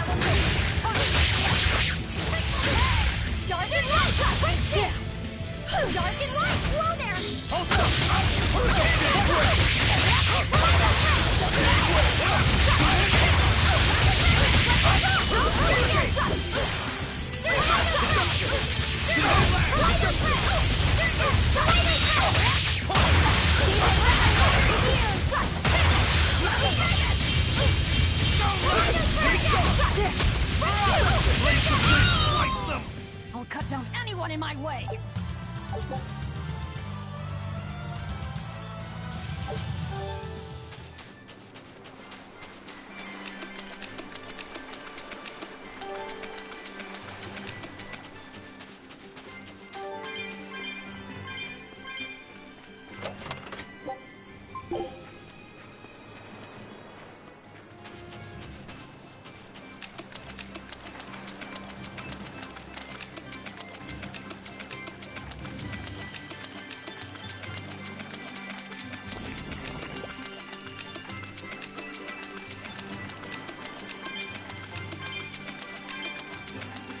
That's Haria Village.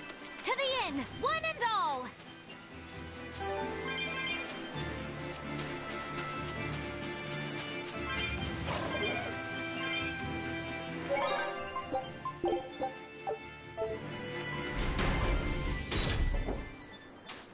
From what we heard in Iseult, demons are attacking villages, and more people are growing upset with the Abbey. So I hadn't expected things in Haria Village to be so laid back. They might be on their best behavior because you're accompanied by an exorcist. Huh. I didn't know you could see the world in more than just black and white. The Abbey wouldn't entrust my responsibilities to someone who couldn't see beyond the surface. I have seen many things in my work. I've beheld both the light and the darkness in the world of men.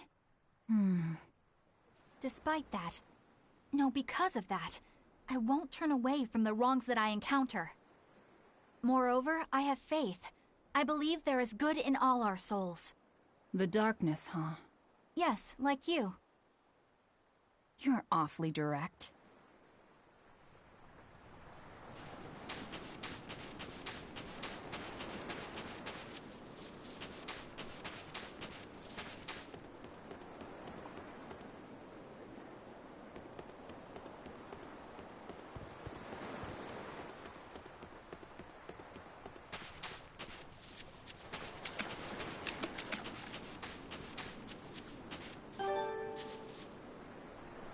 I can't deal with this anymore.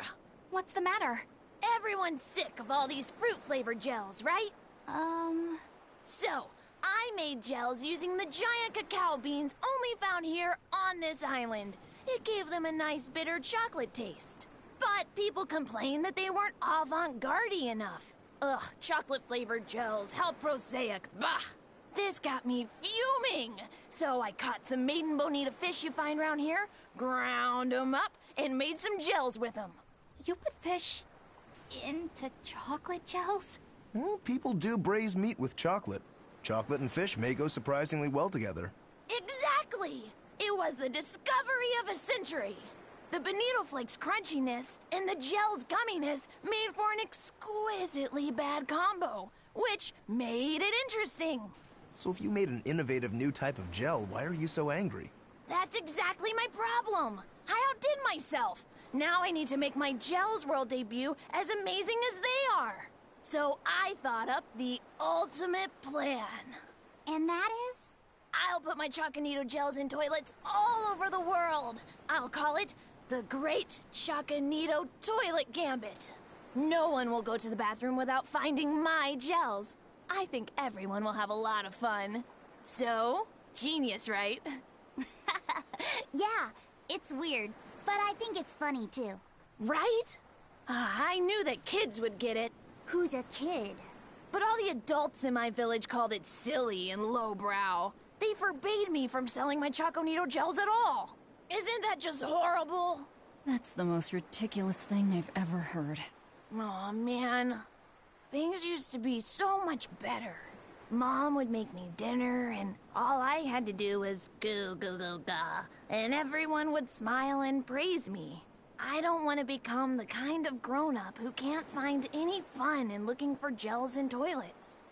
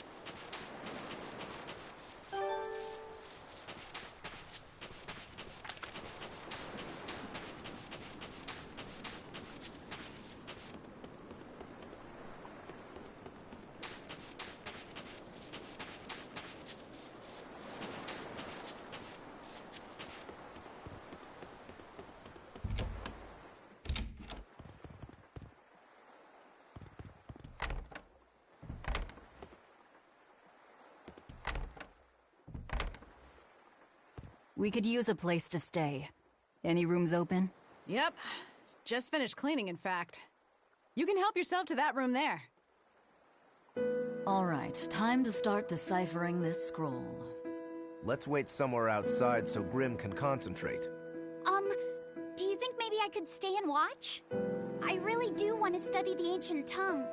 I promise I'll be quiet and not get in your way, teacher. What did you just say, child? That I'd be quiet and... No, what did you call me? Teacher? You said you didn't want to be called ma'am, so I thought maybe that'd work. Yes, satisfactory. All right. I'll teach you how to read Ancient Avarost. Thank you so much, teacher! We'll leave you two alone then. Let us know if anything comes up.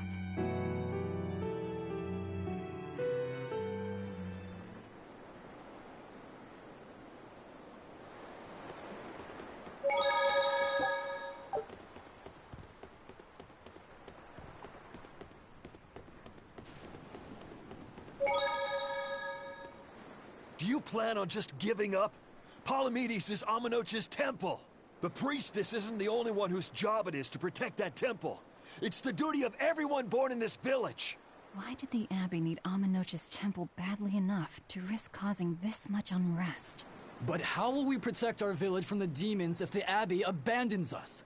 Besides, we won't be able to do business with the people of Isolt anymore. Our faith in Amenoch has nothing to do with the demons. When the priestess gets back, I'm going with her to protest. The demon blight changed everything. Will we never be able to return to the way things were? The way things were.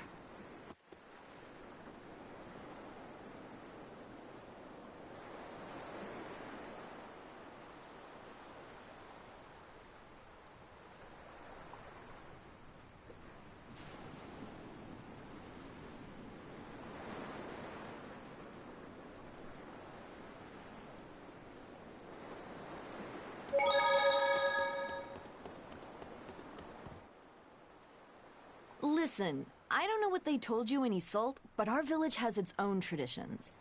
This village is under the divine protection of the Empyrean Amenoch. For unbroken centuries, a line of his priestesses have guided us. They're tasked with performing the sacred rites of worship. And sometimes, they even deliver us his words and will. And there's still a priestess today? Of course. And her daughter is training to become our next priestess. Although, I sometimes feel they push themselves too hard. Both mother and daughter are giving their all for Haria. But the Abbey doesn't care about any of that. And they stole our temple from us. By force? An exorcist named Teresa came and heard us out. But from the very beginning, she always intended on taking our temple. Her words may have been kind, but that doesn't change the fact that she demanded that we worship her god, Enominat. In all the years we've worshipped Amenoch, not once did we ever try to force others to adopt our beliefs. Why haven't I seen this priestess she's talking about?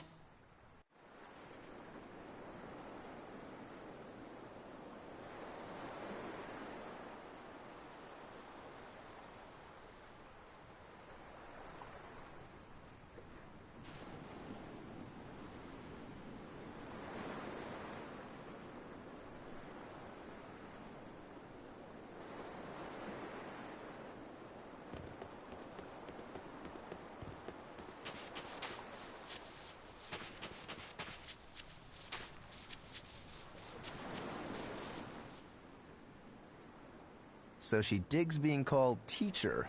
Well played, Laphicet. She wasn't so fond of ma'am, so I guess he figured he needed an alternative. You can tell how badly he wanted to help her with the languagey work. I think our Malak boy's finally finding himself. So it would seem.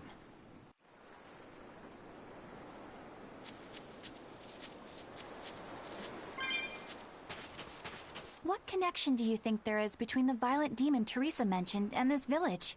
Couldn't tell you. Could there have been a demon blight breakout here? This village doesn't look like it's been attacked, but... Whatever it is. If it keeps the Abbey's eyes off us for once, that's good enough for me. You really will use anything and everything towards your own aims, won't you? Yep, and that includes you. As I'm sure you've noticed.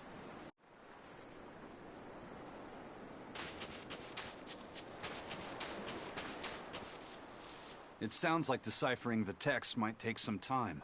We should be prepared to wait it out here a while. Hopefully it'll all be worth it in the end. I hope so too. But ancient Avarost is complex. It's not just a matter of knowing the grammar and vocabulary. Oh? Then how exactly do you read it? I'm not sure about the specifics myself, but from what I understand, you kind of have to intuit a lot of it. A language based on guesswork? Thanks, old dead people. You're officially the worst.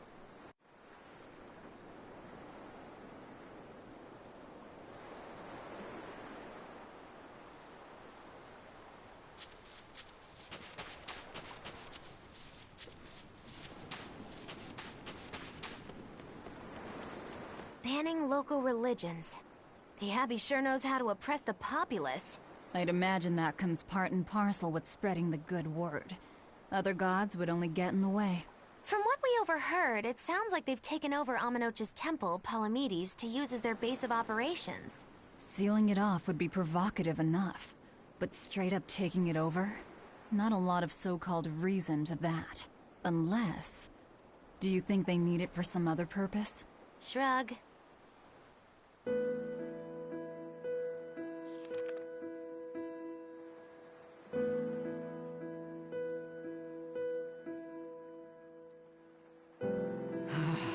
Oh, ancient Avarost. You have the obstinacy of a spurned lover who refuses to move on. Even for you, teacher? It's this one crucial line. I can't wrap my head around it. Well, from what you've taught me so far, it looks like it says... Saw, Popo, Mucho, Sancho. Correct, but if you merely translate it word for word, it ends up saying, the parent hates tomatoes, the child eggplants. I doubt those have much to do with Innominat. Yeah. Their grammar is nothing like ours. Sometimes you have to reorder the words, and even then the meaning can require leaps of logic and flashes of intuition. Reordering? So like... San-san, Pocho, Pocho, Pocho Musan, Pocho Musan. Can you read it that way? Pocho Musan. Now where did you get that from? These words are lined up, like they repeat. And when I read this part that same way, it just felt right. Pocho Musan. If that's repeated here, then the passage turns into... the Nameless Empyrean. Empyrean! Ho ho, that has to refer to Innominat. I think we're on to something. All right, so if we apply this rule here, then... It would seem to be a book of children's counting songs. It's not about Innominat? What matters is what the song says, child. And I think you will be very interested in the words. I wonder if they've made any progress yet. Shall we go check on them?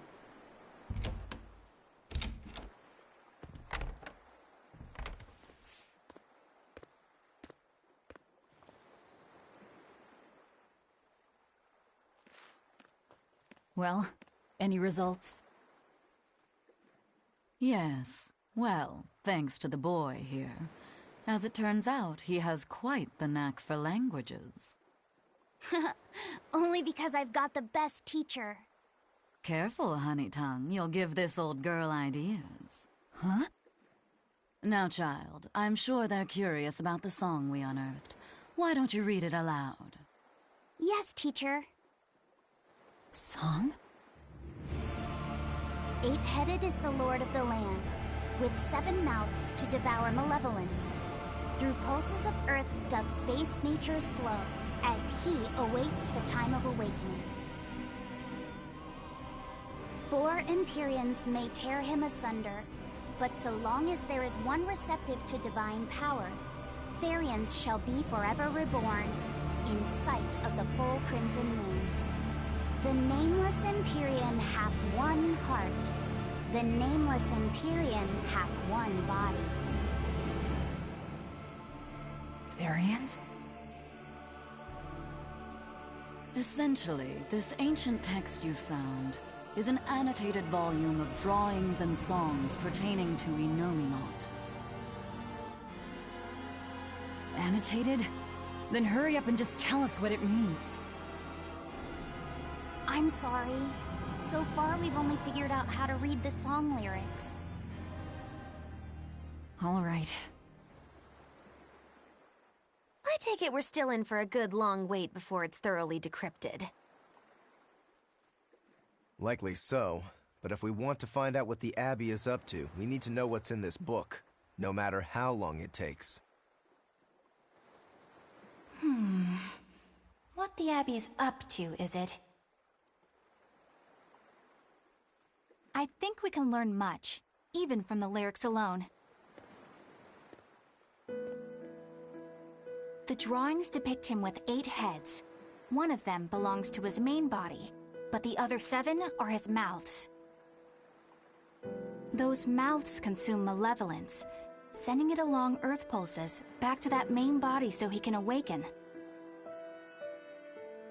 The 7 monsters fitting that description are called... Therians. Right.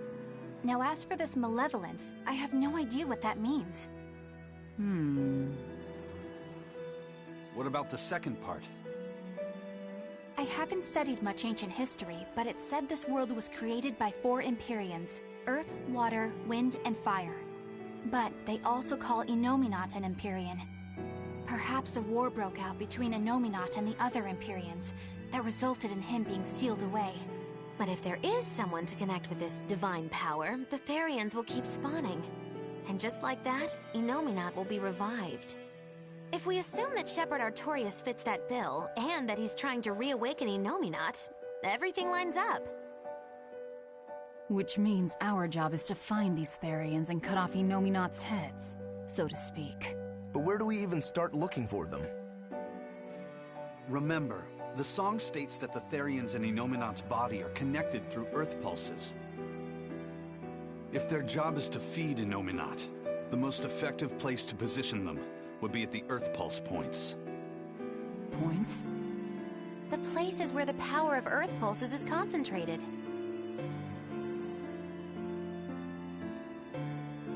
Places with that sigil. Hey, remember the barrier that was keeping this bug in the forest? Wait, are you trying to say that thing's a Therian? And yet, it would explain why the Abbey was keeping it locked up.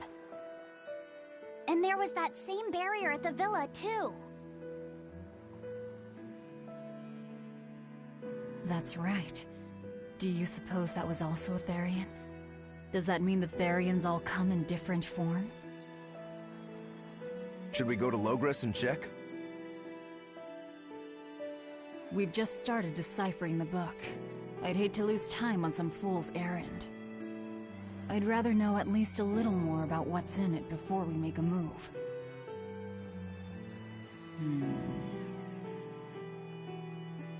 Something bothering you, Grim? This line. The one about Therians being forever reborn.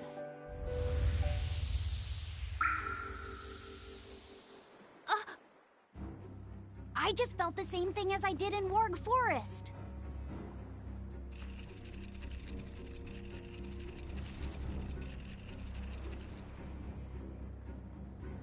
The needle's pointing in the direction of Amenoch's temple, Palamedes.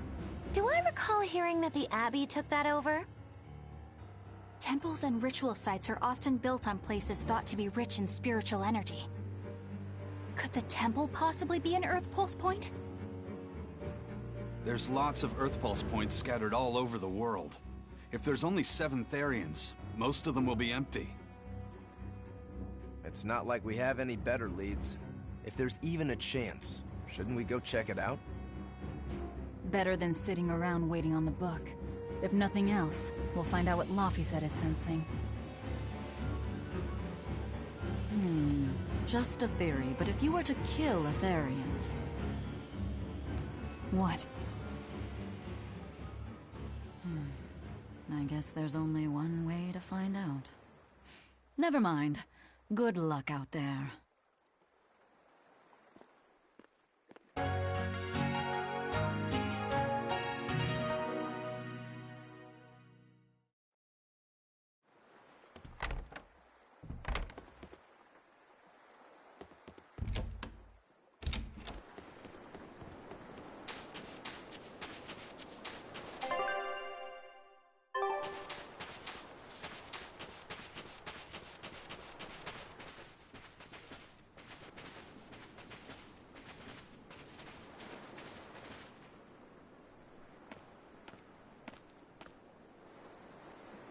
Who are you? The innkeeper's daughter. I happened to overhear you all talking about going to Palamedes, and... Did you report us to the Abbey? Report? But you already have an exorcist with you. If you have any business, talk with her then.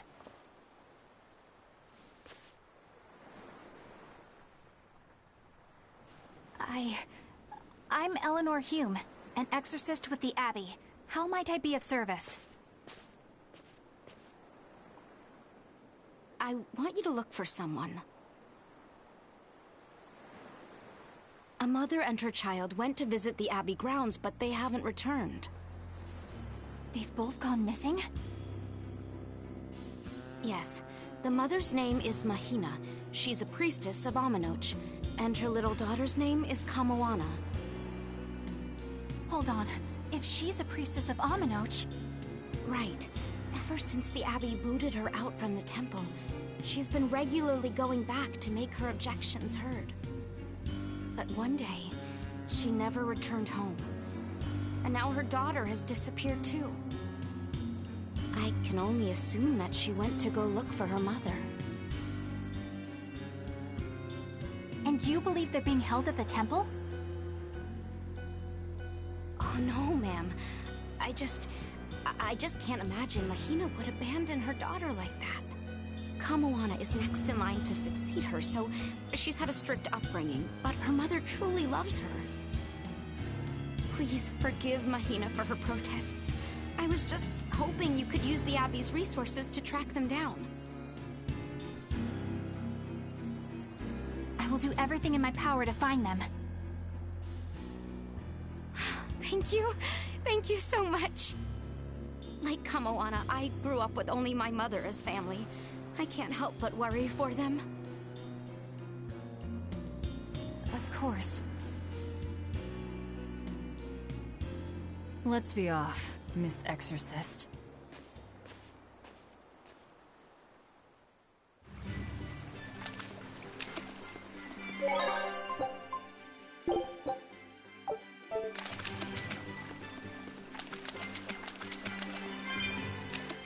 Eleanor, what's your game here? The mother and daughter, you mean? That's on me. I'll search for them myself. I don't care about that. Well, what then? Why are you actively helping us decipher the book, when we're using it to thwart the Abbey's plans? You think I might be deliberately misleading you? Laying a trap of some sort for you all? Are you? I think you're a lot of things, Demon. But foolish is not one of them. I want to know the truth. I want to know what Lord Artorias is trying to accomplish. And there's something happening in the world right now. I want to know what it is. Unfortunately, little old Eleanor has never been deemed trustworthy enough to be given such information. So, my only option is to find out for myself. You've got the soul searching down at least. The Abbey and your band of rogues follow two different paths. But something tells me either will lead me to the same destination. And so you don't see any need to lie to us? Exactly. And what'll you do if those truths don't line up cleanly with what you believe? I'm not sure yet. As honest an answer as any. Either way, it looks like you'll be working with us for the near future. Yes, for now. Hey, could I ask you something? What is it? About the Therians. I've heard you call yourself a Therian before. Is there any particular insight you have about them? No, none. Artorias said I was one, that's all. And that doesn't bother you? Does it bother you? Nope, not at all. If you're not worried, then neither am I. I'm surrounded by freaks. But was that truly the reason Ceres chose me? Velvet keeps picking on Madame Eleanor. They're total opposites, so I know they're just gonna clash sometimes, but Velvet takes it too far! You really think they're totally opposite? If Madame Eleanor is a white lily, then Velvet is a black rose. If Madame Eleanor is a soaring Pegasus, then Velvet is a wolf in the shadows.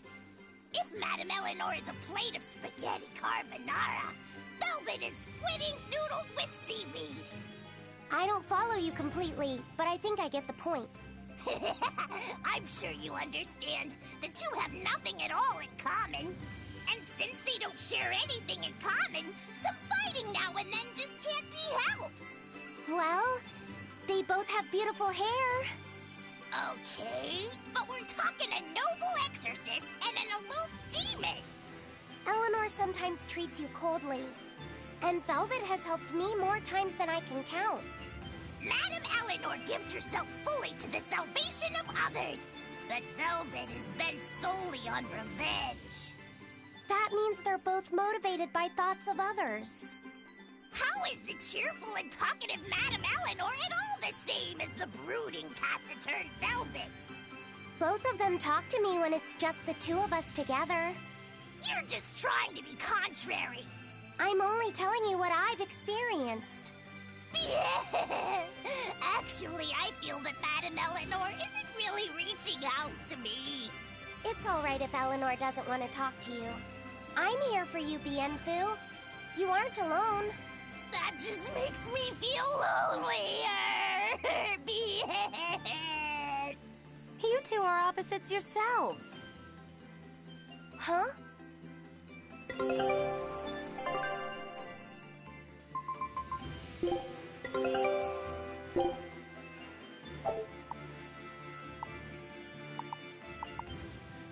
Scout ship said...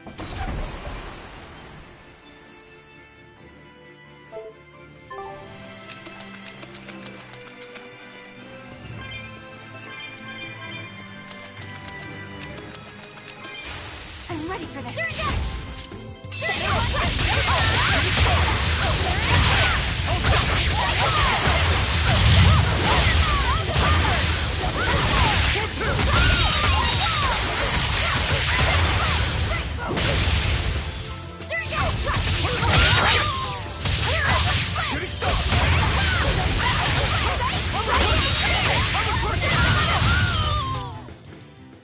Not bad. You too.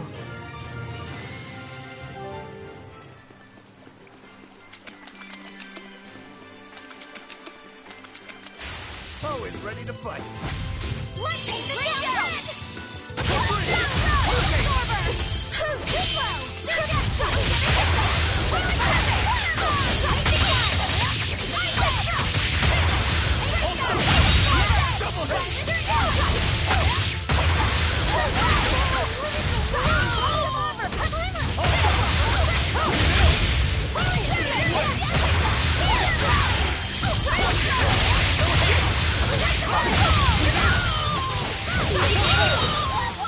You won't get any pity or compassion from me.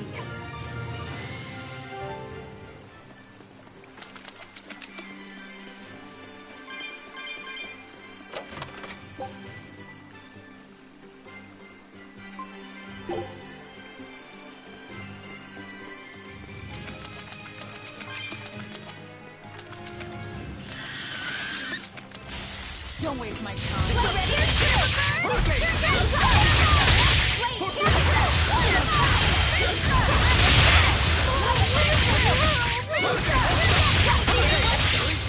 But I'm this close. I want this!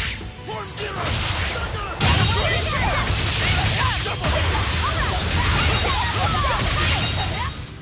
You won't get any pity or compassion attention from me.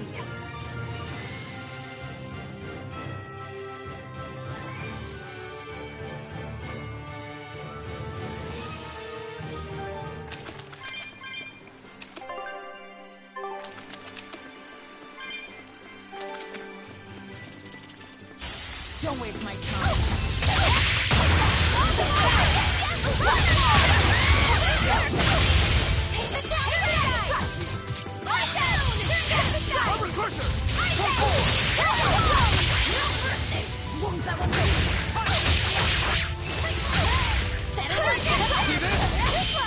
Better watch your step!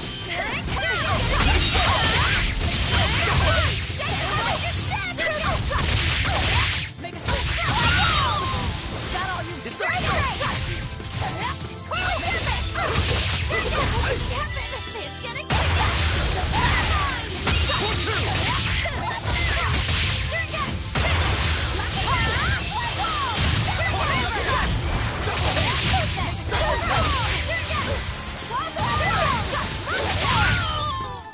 I'll cut down anyone in my way. Guess it's certified!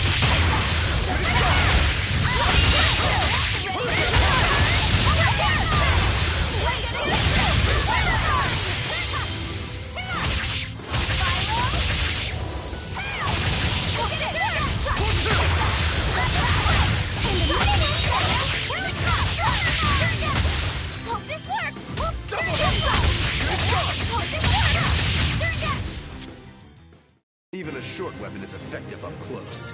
And training can help it get even closer.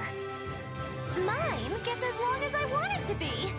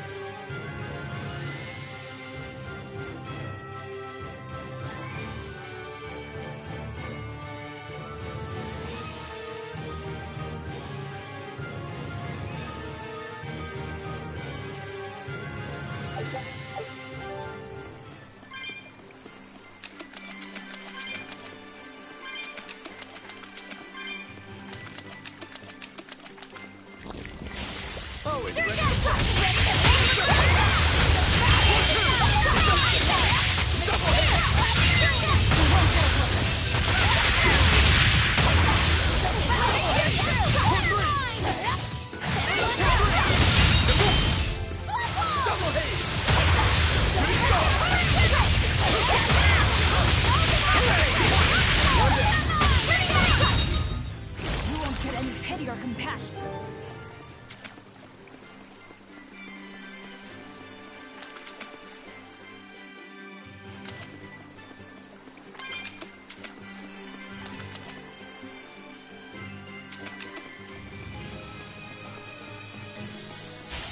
I challenge you!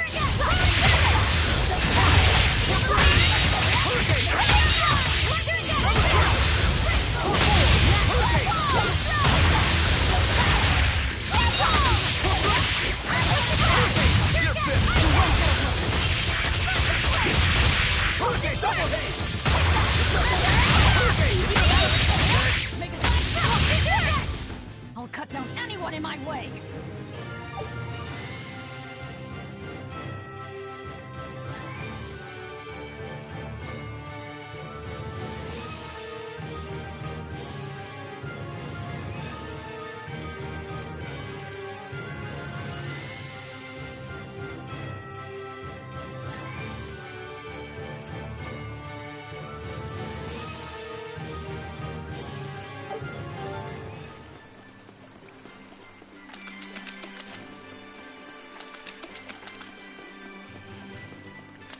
I'm ready for this.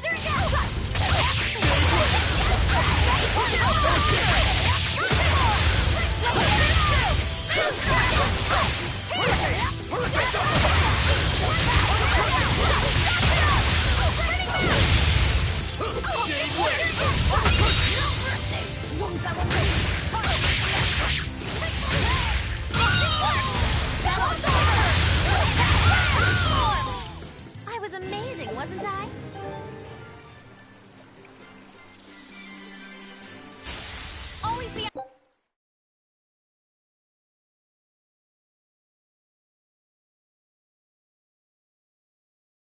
on guard.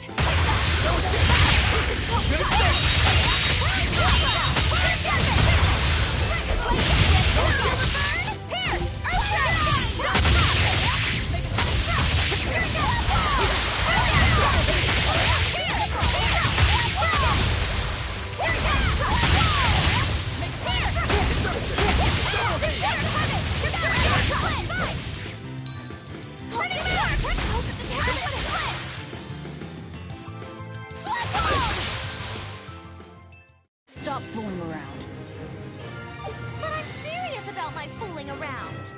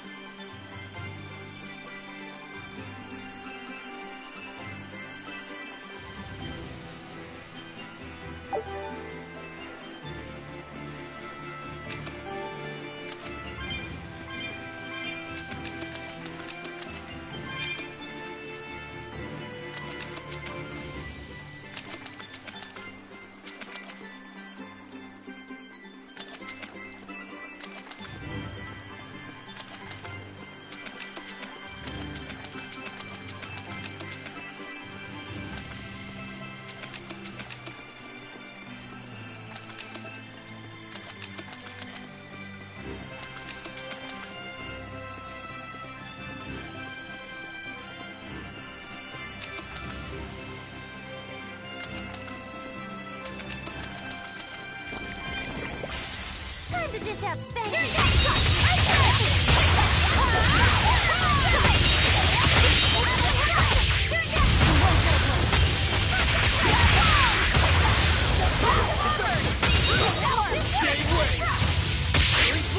But I'm getting close. I won't miss. Form zero.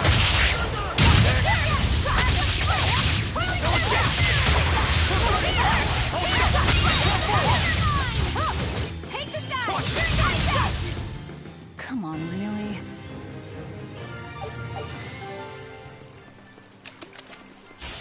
Time to dish out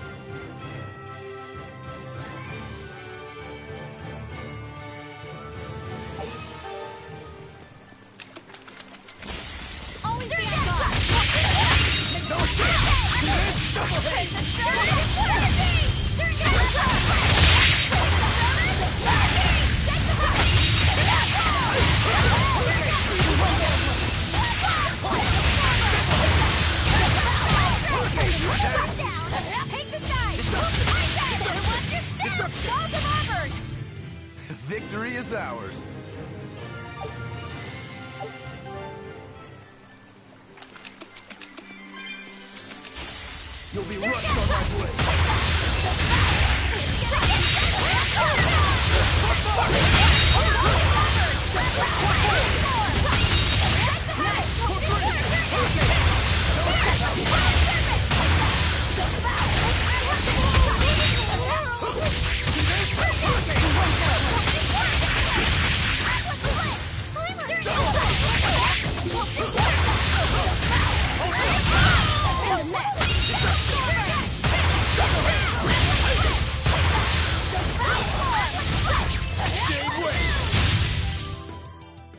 That's the end for you!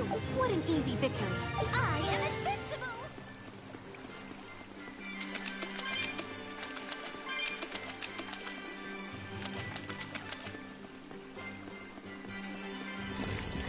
A foe worth Here!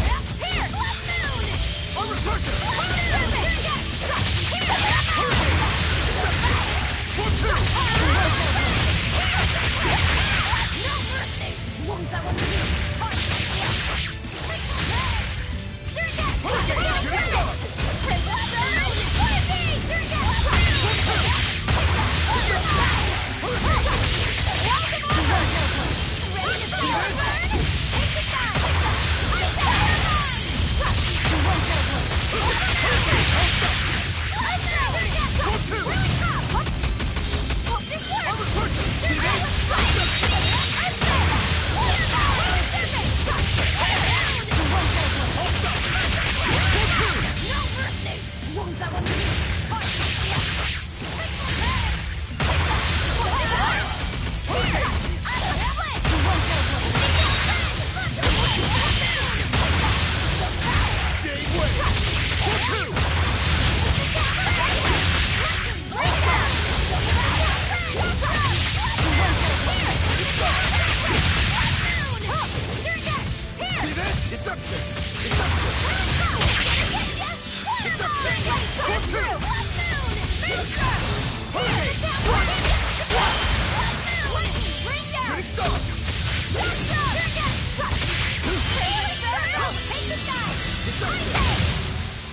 It was a close one, but I am the victor.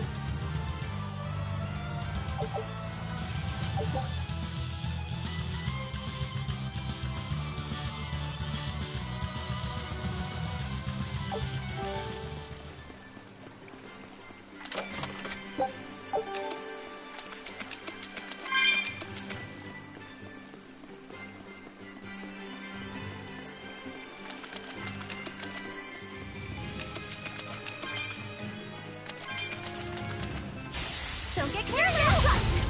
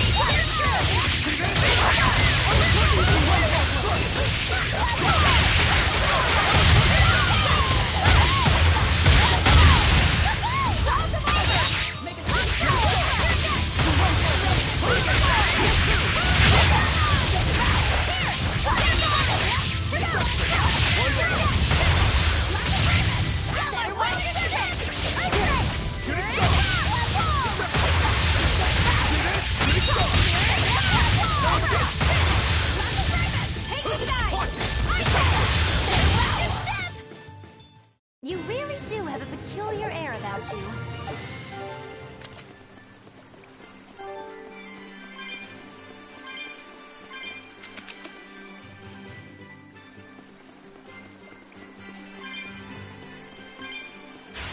Time to dish out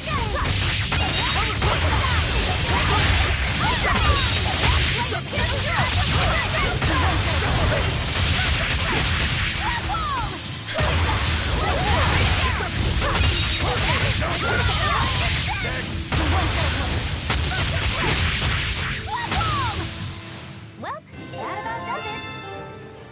This rocky shore just keeps going. Just don't step on any sea slugs, okay? Why not? What's the big deal? It's just that it isn't pretty. Their insides squish everywhere. Yikes. That sounds pretty traumatizing. Then again, if you pickle their innards, it makes for a great snack. You eat them? Oh, don't be a baby. You've had worse. Forget the sea slugs. Try not to step on the coral. Good point. Coral is alive and needs our protection. Or maybe it's because some of it can be sold for jewelry. I didn't mean either of those reasons. Although Manon appears similar to Maclear Beach, it was formed by a completely different process. Now that you mention it, this area is covered by rocks. Maclear is just your average seashore. But Manon here was made by the slow corrosion of seaside caves. They were worn away by the waves? That too. But mainly, it was the handiwork of a rock-eating species of coral, known as ravening table coral. Stay in contact long enough, and they'll melt your flesh right off. Ah, so that's why it tingles every time I touch the coral. Why didn't you warn us earlier?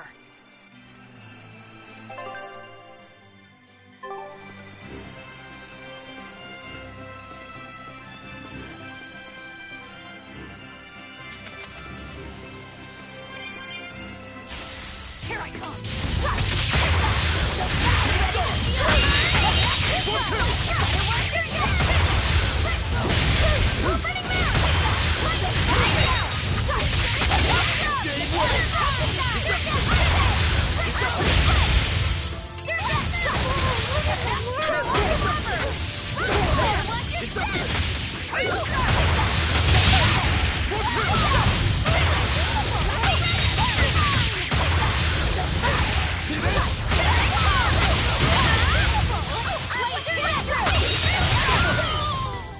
It appears that we're finished here.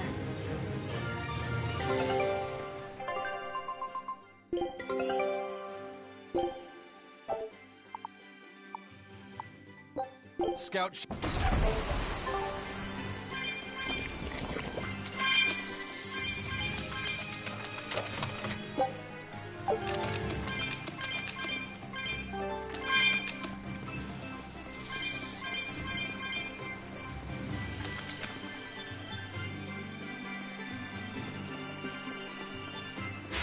You'll be rust on my blade.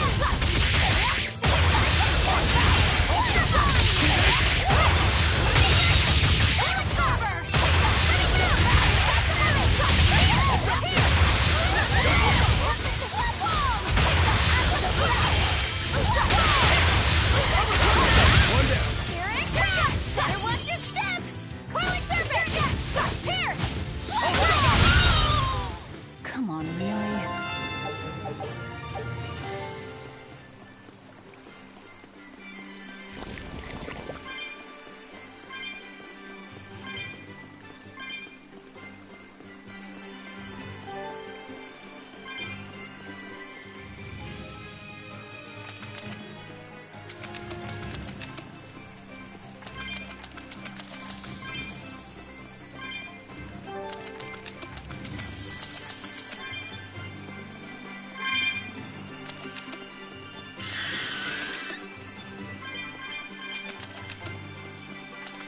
Floppy said, have you been taking care of that rhino stag roast like a good boy?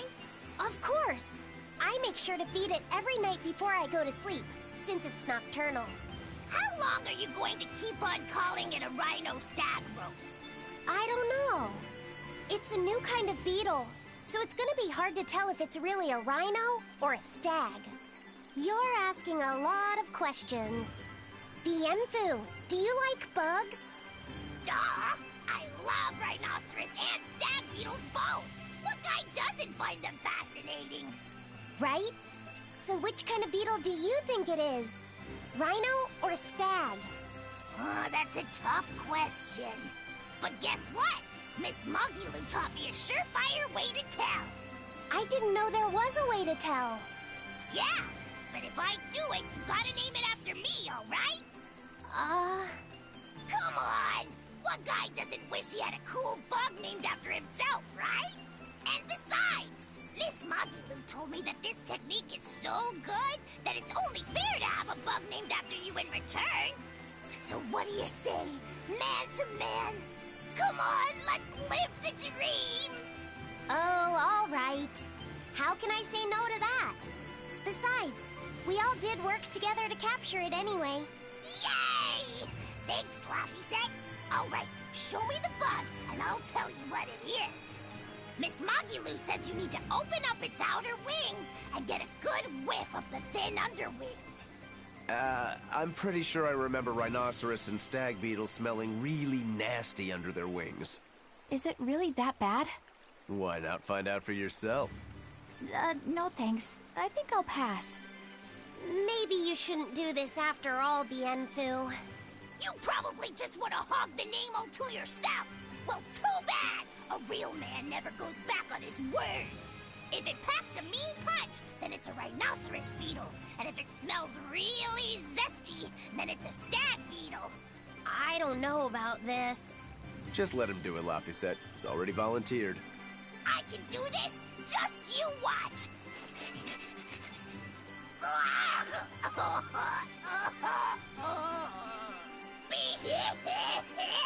This smell is the most bad thing that ever bad in it. Whoa! He fainted with his eyes still open. Hey, wake up! Wake up, Bienfu! Miss Mogulu, as soon as I smelled it, my nose literally exploded. He looks like he's having a bad dream.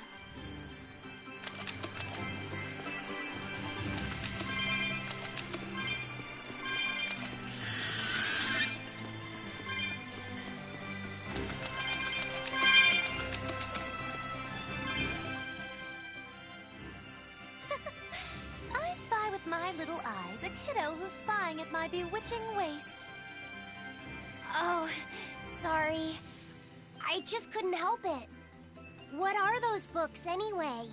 Oh, that's a great question. Since you asked, I'll reveal the secrets of my tomes just for you. On the right, I've got my household ledger in the back, and my magic encyclopedia in the front. That one I mostly use for oil blotting paper. What's oil blotting paper? It's a girl thing. The two on the left are my heavy book, which I use for flower pressings, and then my super pop-up book. A super pop-up book? When you open it, it pops out with the force of a raging river! When an enemy has me cornered, I can just open it up facing a nearby wall and pop! Instant getaway! The only downside is that it's a real pain to try to get closed again, so I haven't used it in years. What about the book right in front? That's actually layer cake. Whoa, really? Seared into its batter are precious bits of knowledge. Eating it is just as good for your brain as it is for your stomach. Wow! I had no idea that was possible. He's taking this so seriously, I almost feel bad. All of your books are so interesting, Moggy-Loo. That's really cool. There's no end to your curiosity, is there? What do you say? Want to take a closer look? Boy, would I. If you really do, then say, Moggy-Loo, I want to get to know you better. Moggy-Loo, I want to get to know you better. All right, I accept. I'll reveal to you my most private secrets. Wow, so that's what's on the other side of these books.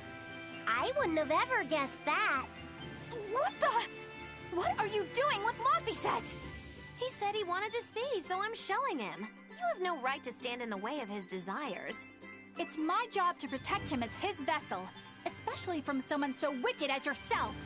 Also, what you're doing runs contrary to public decency. Witches aren't supposed to be decent. These bindings with the locks on them, This style used to be really popular during the Meliodas dynasty. Now that I know you're such a bad influence for him, I'll be keeping a closer eye on you. If you can't learn to take it easy, nobody's ever gonna want to marry you, you know. Like you're a shining example of marriage material yourself. Hey, Magilu, could you turn them over one more time? I want to see how the book's attached to your belt.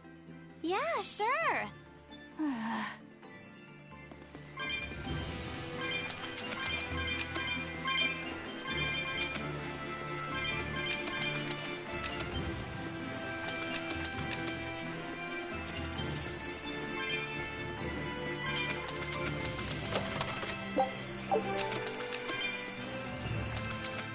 Hey, Magilu, I was wondering about that book you have on your waist.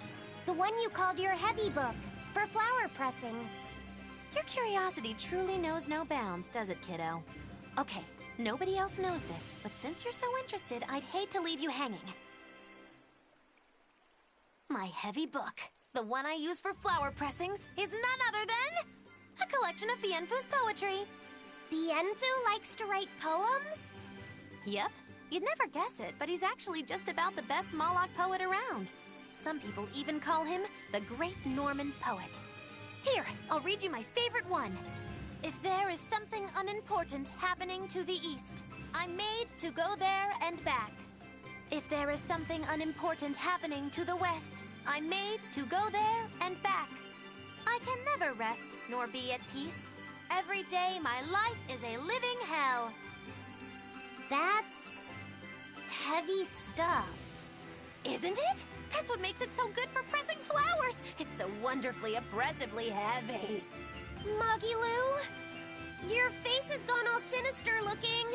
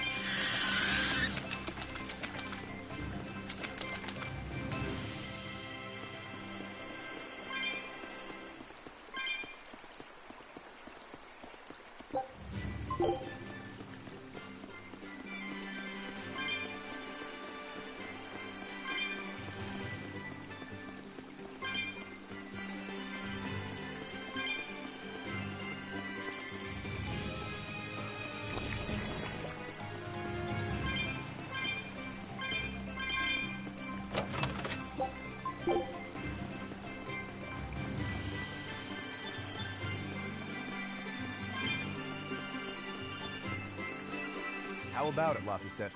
Picking up on anything? Yeah, in the direction of the temple. The feeling's getting stronger now.